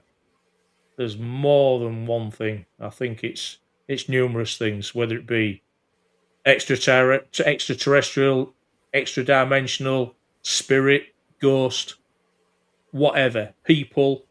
I think it's probably all linked for some reason, whether there's something there that it's attracted to, or they're attracted to. Is it a thin area? Is it us? But I don't think it's just us, because things have been seen there before we was even born. Good God, yeah. Just going back through those lifeboat logs and Coast Guard logs that I've had privilege to look at over the years. The Bridlington ones, and quite a few Flamborough ones, both Flamborough lifeboat stations, and the amount of call-outs for false alarms with good intent is unbelievable. And and you just boil it down, people. These blokes, that it's a risky business. I wouldn't want to do the job they're doing if there's a boat in distress, or potentially a plane that's come down, or something that's gone wrong in the North Sea in the dead of night, because somebody's seen some unusual lights and they deploy lifeboats, sometimes multiple agencies, from different areas, Whitby, Scarborough, Bridlington, and they go out there on like 7-hour searches, 4-hour searches, and longer sometimes, go back to refuel. And then they come back and they have to write on log, and I don't mean often, but it's written on the lot of the logs, false alarm with good intent. Now, somebody's got to stand up and realise that there's some anomaly here. We've just spent thousands and thousands of pounds deploying lifeboat. We've just put the lifeboatmen's lives at risk going out to look for what? Nothing. They know full well that some anomaly has been presenting out there. I just don't want to acknowledge it. Well, a farmer was speaking to a couple of years ago now, there'd been something that had been seen in one of his fields. So I know the farmer, so we went out there and introduced you, and we had a little poke about, and we had a bit of a look on where this thing had been sighted. I mean, he was interested, and straight away he says, well, what is it you're actually looking for? What have you seen? So you explain to him what has been seen in that area, and he says, well, I've seen them because his land backs onto the North Sea, onto the cliffs. I ain't going to say exactly where it is, but it's in that area. Yeah. And he says he'd seen them one time, and he'd actually rung it in.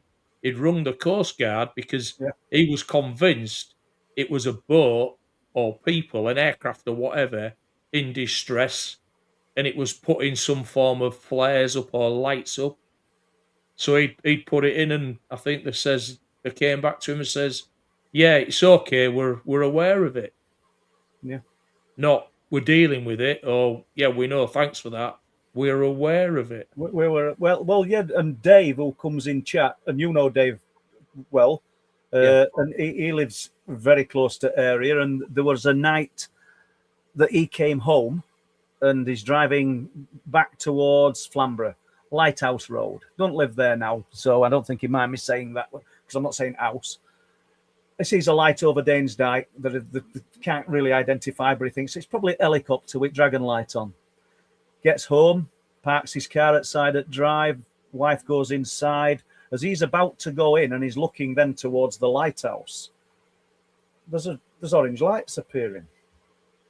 So I think he goes in to get his wife. I'm not certain. I've done all this, I've talked about to Dave years ago about it, and he stays and watches. When he goes in, when he comes back out, they've gone. But he stays and watches them for a considerable distance, considerable time. And he says at one time, because these orange lights just are appearing from nowhere. At one time, they look like a 5 on a dice. He said, and then a silver object leaves one of them and goes into the other one. No sound, nothing. He rings it into the police. I think then the Coast Guard ring him. So we've got all the dates and times. And because I'd got so much information, it was difficult when I put the Freedom of Information request in to be denied it.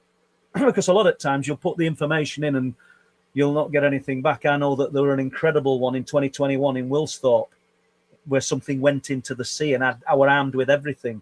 And I don't know whether it was that sensitive that they didn't want to acknowledge it. But I know it were a bona fide, because I know what source that it come from. And it went to Coast Guard as a 999 call.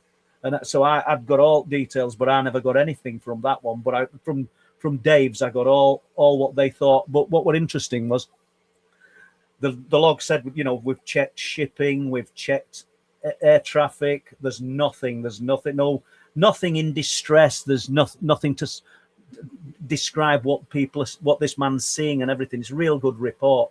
And I reckon there's loads more out there like that, It's a fabulous report what they've got. There must be, and the things that people see things and scratch their head and look at the pal who's seen it with them and says, what was that?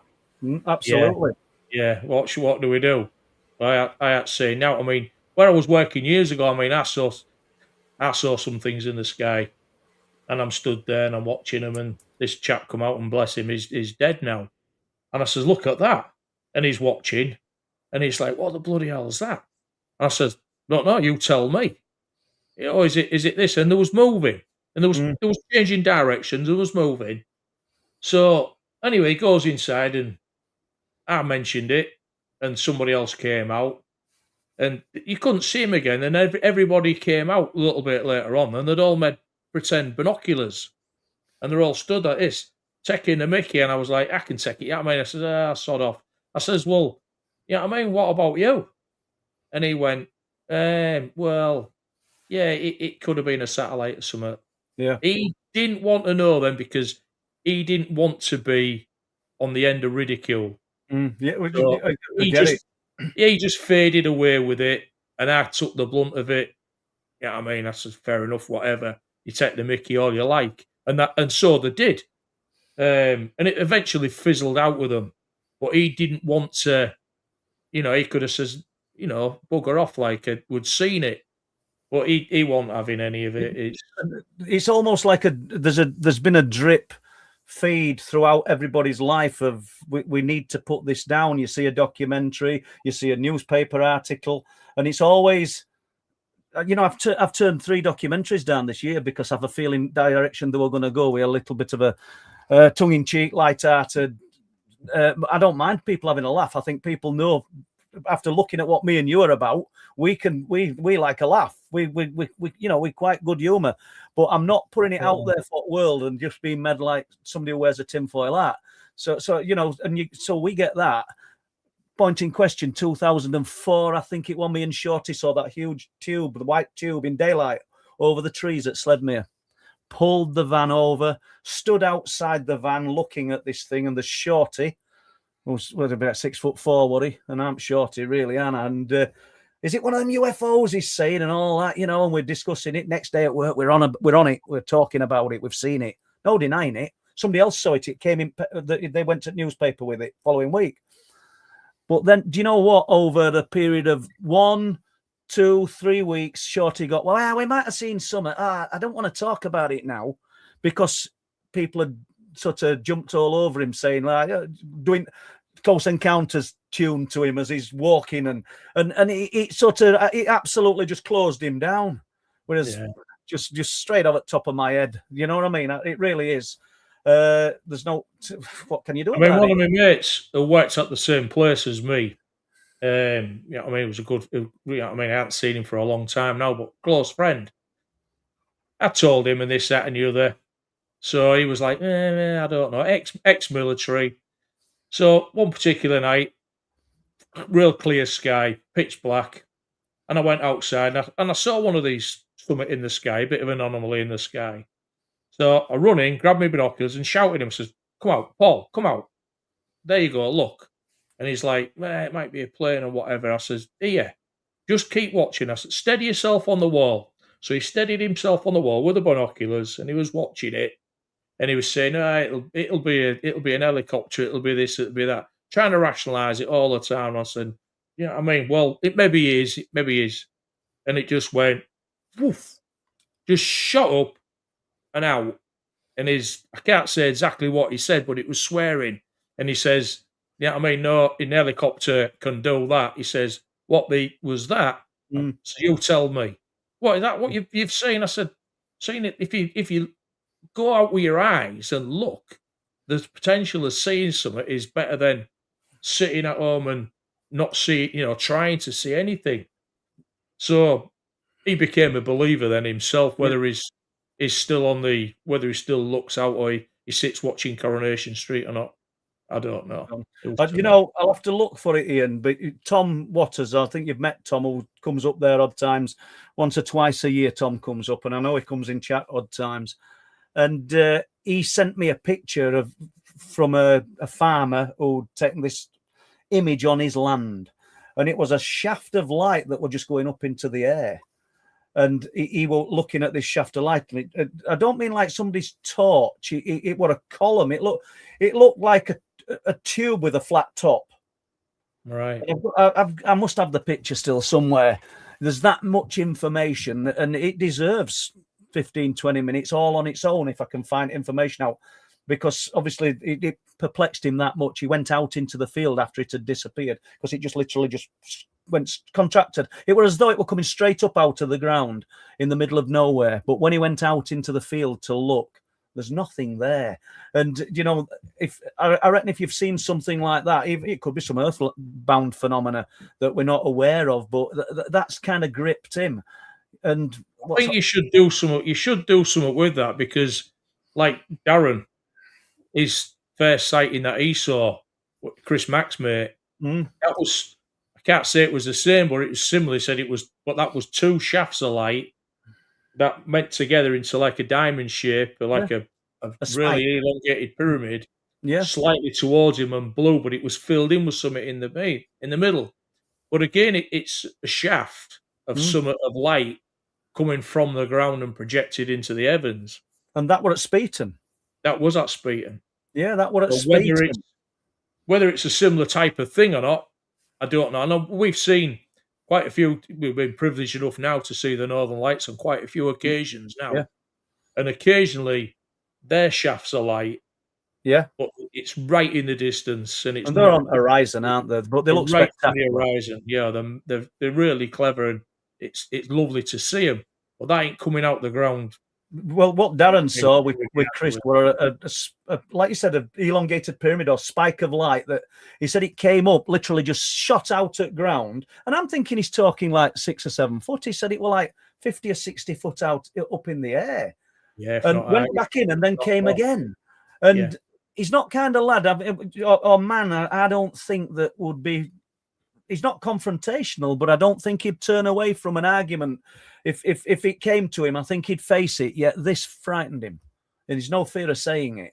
He's been frightened bless him, on a few occasions now, because he didn't want to go up there again, and then he started coming back up there only for Chris. Yeah, and then Chris saw something that looked like a watch face illuminated on the path towards Speeton Way, and then they both saw it, and that freaked him a bit.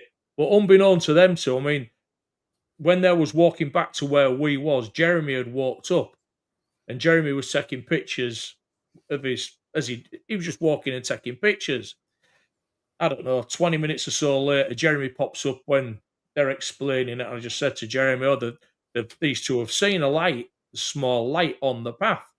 So Jeremy went, "Oh yeah, I remember passing them." He says, "I've been taking pictures as I've been walking." When he looked back through the footage, one of the pictures, there's a light on the path that Jeremy's got on his phone. So he showed Darren it, and as soon as Darren saw it, it freaked him, didn't it? He says, "Nah." He says, "I'm a grown man," he says, "and I don't want to be feeling like I shouldn't be seeing this." And he said to Chris, "Can we go?" So Chris says, "Yeah, fine, no problem." I mean, he's been back since, hasn't he? He has, yeah, but it did rattle him a bit. Yeah, it rattled him, which is understandable. It's understandable. Question: it is not just fast camera movement. There is so we've not got to that. So there's definitely something there on the cliff top. Yeah, I get it. So we've not got to your question, or somebody could say it's camera shake. I get it. Yeah, and I'm not gonna argue with you. All I would say is that there's no camera shake really on other figures there. But if that's what whoever said it, because we might not get to it, thinks, then full respect to you, you know. But thanks for that, Lee. Let's just, and I must have missed that, so I have not ignored it. The night people, oh yeah. Well, then we'll see if we've got any questions. Because I always forget. Thanks, Ian. If you're interested in the truth proof books, I'm gonna have to just get this so I can put it on, because it's kind of embarrassing. Amazon for the Kindle versions. If you want the paperback versions, it's truthproof.uk, and you can get them all there, including Night People. If you want the DVD, which I'm amazed. I didn't think DVDs, I didn't think people would be buying them, but they are. I don't just mean these, the Wolflands ones. I mean, I thought they were out. DVDs weren't in vogue. But if you are, truthproof.uk, if anybody ordered one tonight or a book, it'll be in post in morning. That's as it is. And yeah, thanks, Ian. I forgot about that. Now, there might not be many questions, but we've got about 50, well, not even that, 10 minutes left. So let's just have a look, and then we'll just... if there isn't any, let's have a look. We'll try and do them fairly quick. Gavin's still crazy. Could it be the ghost of the cliff tops? He's talking about the ghost of big railings, what the fishermen talk about. I don't know. Quite easily. It's how people interpret it, innit? Yeah, like, you know. You've done a short earlier on saying about that and the White Lady of Danes Dyke, and it turns out when you get down to it, what the people actually saw is not a white lady, it's a sphere of light. Sphere of light. And the ghost of big railings, they think it's a ghost of a deceased fisherman, and they all wear headlights in night, and because they see a white light and they think that's his headlight. It don't mean these men are silly. It's just like Ian's just said, spot on. It's open to interpretation. Let's have a look. I'll just put that up as well. As Alison says, if you've not liked and subscribed and you've considered doing it, it's absolutely free to do so. So it just gives us a little bit of support. Appreciate that. Let's have a look. You should trust your instinct, Paul. Who cares that no one else saw you? I think we should all go. Ian's a big believer in trusting our gut, and just sort of go with gut feeling, aren't you? Yeah, if it don't feel right, you're not happy about it, turn around and go the other way if you can. But yeah, I'm just whizzing down these. So we've got Blue Shift Rob. So I do apologise if we don't get to it. For Ian Linney, do you think you might have got hitchhiked and unwanted attachment? Potentially, but not being clever or anything like that. Similar to you, Paul. It's some of the stuff I've seen and experienced stuff all my life, and a lot of it doesn't come as a surprise. Some of it does. 6 feet away from where we are in the back room at the back, a few weeks ago. Finishing watching so far through a truth proof, and there was an orange flash of orange light above my head on the ceiling, and I looked up and there was like an orange square thing, and I shouted to my wife, "Look at that!" And as soon as I shouted, it had gone. She didn't see it, and we saw quite a few flashes in here But we never used to see flashes in the house. We'd see odd shapes and shadows and different things and creaks and groans and odd things. So yeah, things have ramped up a bit. So potentially hitchhiker. I mean, the things on the phone and the voices on the phone. It's not just me. It happens with you, Paul. It happens with my mum. It happens with my daughter and my youngest daughter and my wife. Mm. So whether it's in a something that's just again become more aware, or is it something that has come down from there? I mean, the thing in the car is to me, yeah. I mean, it spoke the hell out. My wife did that, and then Paul's telling us there's another voice on there that is hopefully going to try and clean up and see if we can make any head or tail out of that, mate. My wife's itching to know what that is, as like I am. So I won't be surprised. I'll get to it. So we've got this one. So who doesn't think it's a wolf with glowing eyes? I think we're talking about this image that potentially is either pareidolia or there's something there. Two front legs, I think, showing in your mystery thermal. Okay, yeah, pareidolia. Please show it again. So we're talking about the thermal one and not the one just of the standard photograph. So we'll just put that up if that's what you're talking about. I'll be honest, Mark, and I'll be honest with you, this guy sent me some incredible information, Mark, but I don't know what I'm looking at. I know I'm looking at something that's a humanoid type shape. And that's as far as I'll go, because I think it's too indistinct myself to try and say. I don't know. I really don't know. Somebody said it looks like somebody stood in a backpack, and I can kind of see that. Yeah, I'd say it's more definitely more looking like a person with some form of backpack on. But again, it's how you look at it and how you interpret it in it. Yeah, but what's interesting, and we're not dwelling on it because we've got about 6 or 7 minutes left. Stick with the fact that Jeremy said he put his powerful torch on this thing and he couldn't see it, and the torch beam went further than what he was looking at in the thermal. That's where it becomes interesting for me, But Mark, this guy who's just put that question in, he sent me some incredible information, and just incredible. This is the guy, and not mind me saying, no, I won't. I'll speak to him first. I'll speak to him first because he might mind me saying. I'm not sure when I talked about his account whether I used his name, so we'll leave it at that. I'd feel bad if I had to dwell on my mind tonight if I'd said a name and I weren't supposed to. Yeah, Alison's put her on. Let's have a look. We're just going down these. We might have done them. Let's have Andy H. I'd love to know if those people were the same ones that I encountered. That encounter with Paul. Good point, and you know what this is about, Ian, don't you? I mean, it could be. Because, I mean... just give people an outline first, Ian. For them that don't know, Andy were on the clifftops with his partner.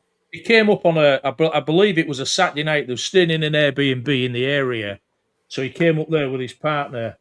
And he said there was on one of the stands, they could see somebody or lights or something coming down. So he turned his light on, if I remember rightly, to let them know that he was there.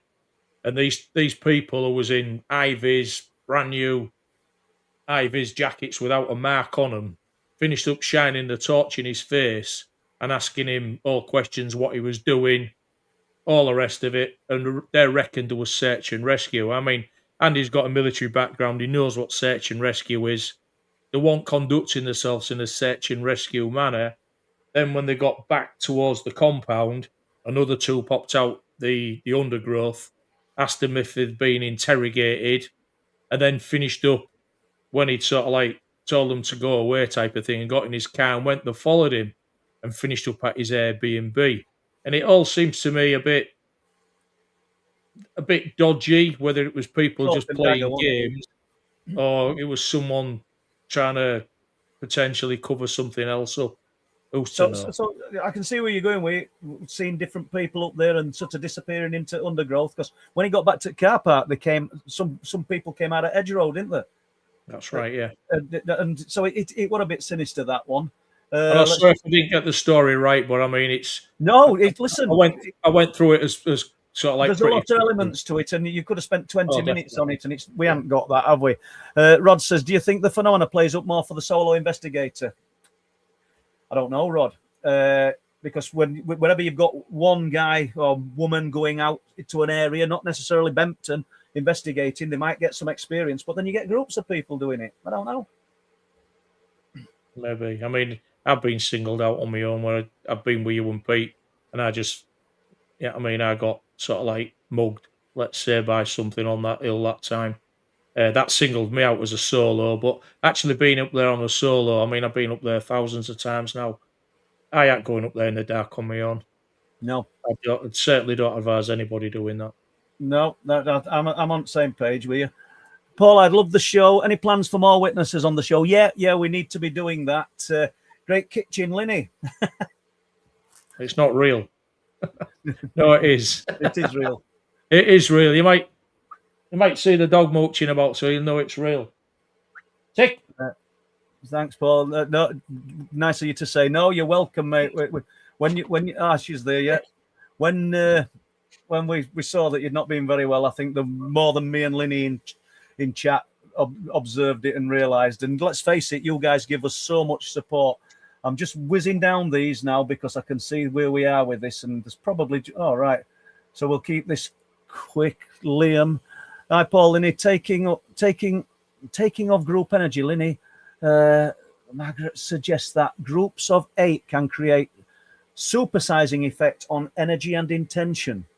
Right. Well, when we got the sphere of light that night, there were 7 of us. So, yeah. 7. Yep.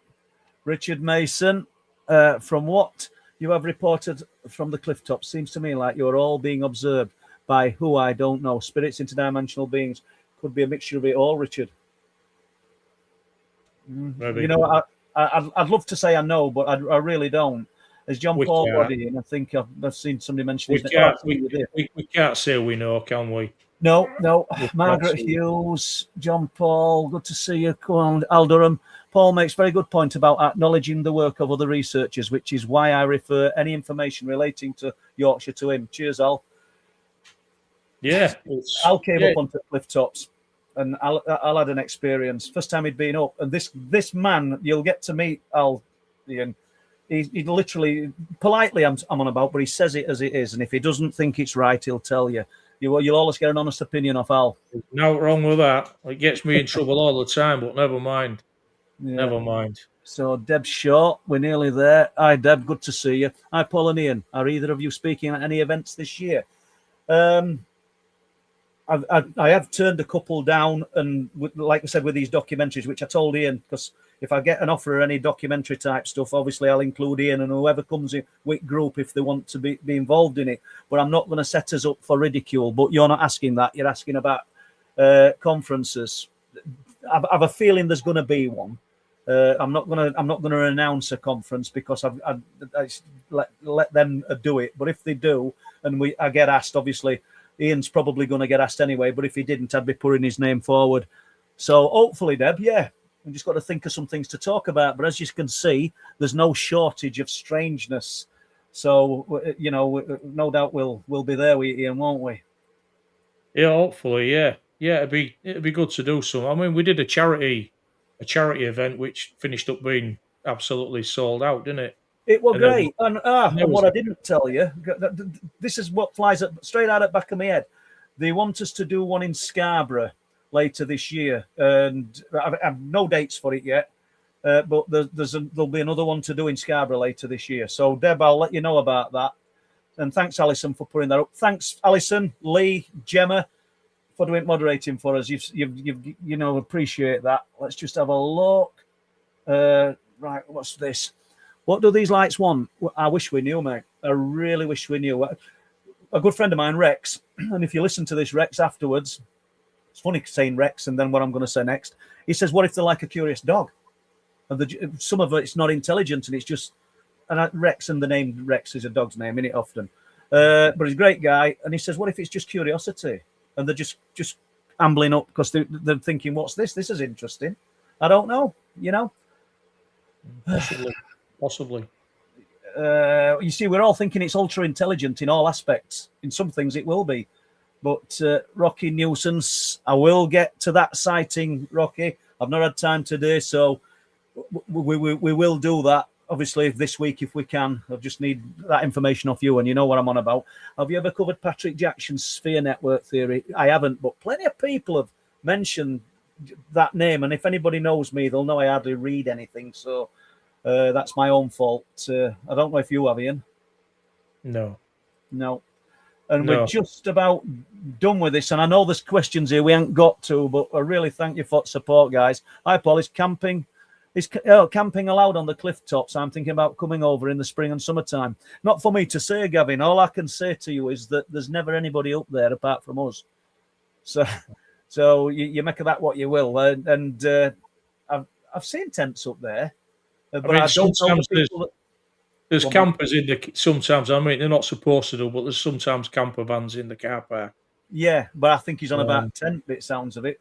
No, it's well. I mean, I suppose you could do, but depending on whose bit of land you're on, because that particular farmer in that particular area ain't always the friendliest of people, is he? Right, we've gone over, but we'll just do this, and you don't just keep it brief. Dragonborn's just asked, Linny, has anything else happened at your home to your daughter since last encounter? Apart from the things I've covered, I mean, we had some strange bangs only last week, and I mean, not to sound blasé, just small little things that you just seem to forget about. I mean, the dog was playing up a couple of weeks ago. She was just sat in there right as rain. And then she started growling. I mean, she's still only a pup. She was growling. And then she came wandering in here through here and was stood looking through the glass door into the hallway. What that was about, I don't know. Whether it was someone who'd walked past in the street. I don't know who's to say. I don't know. But and you're right, because we've got to remain grounded. A lot of this is explainable, but we're kind of in the zone where there's things that aren't explainable as well. So I think we've just about covered it tonight. Any questions that we've not got to, full apologies. And unless you've anything to add, Ian, have you?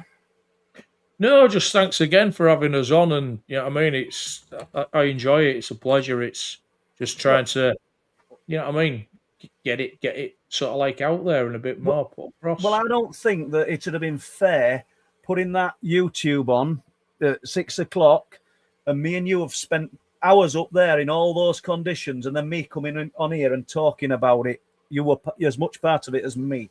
So it wasn't planned, was it? It wasn't planned. No, it wasn't planned. We was just waffling on and talking as we quite often do up there. And just... There's a few more jokes being cut out of that, to be honest with you. But just there you go. They'll probably get you shut down. Yeah, I know.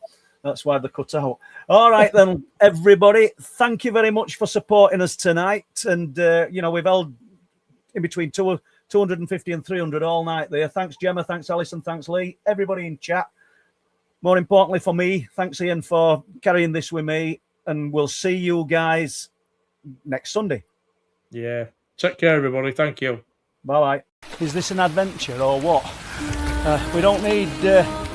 unexplained phenomena. I hope you guys are enjoying this journey we're taking you on. I know you come expecting to hear about big cats, cryptids, UFOs. We will touch on some of that, but I think it's worth sharing some of this with you, don't you? There's only 2 living souls up here today.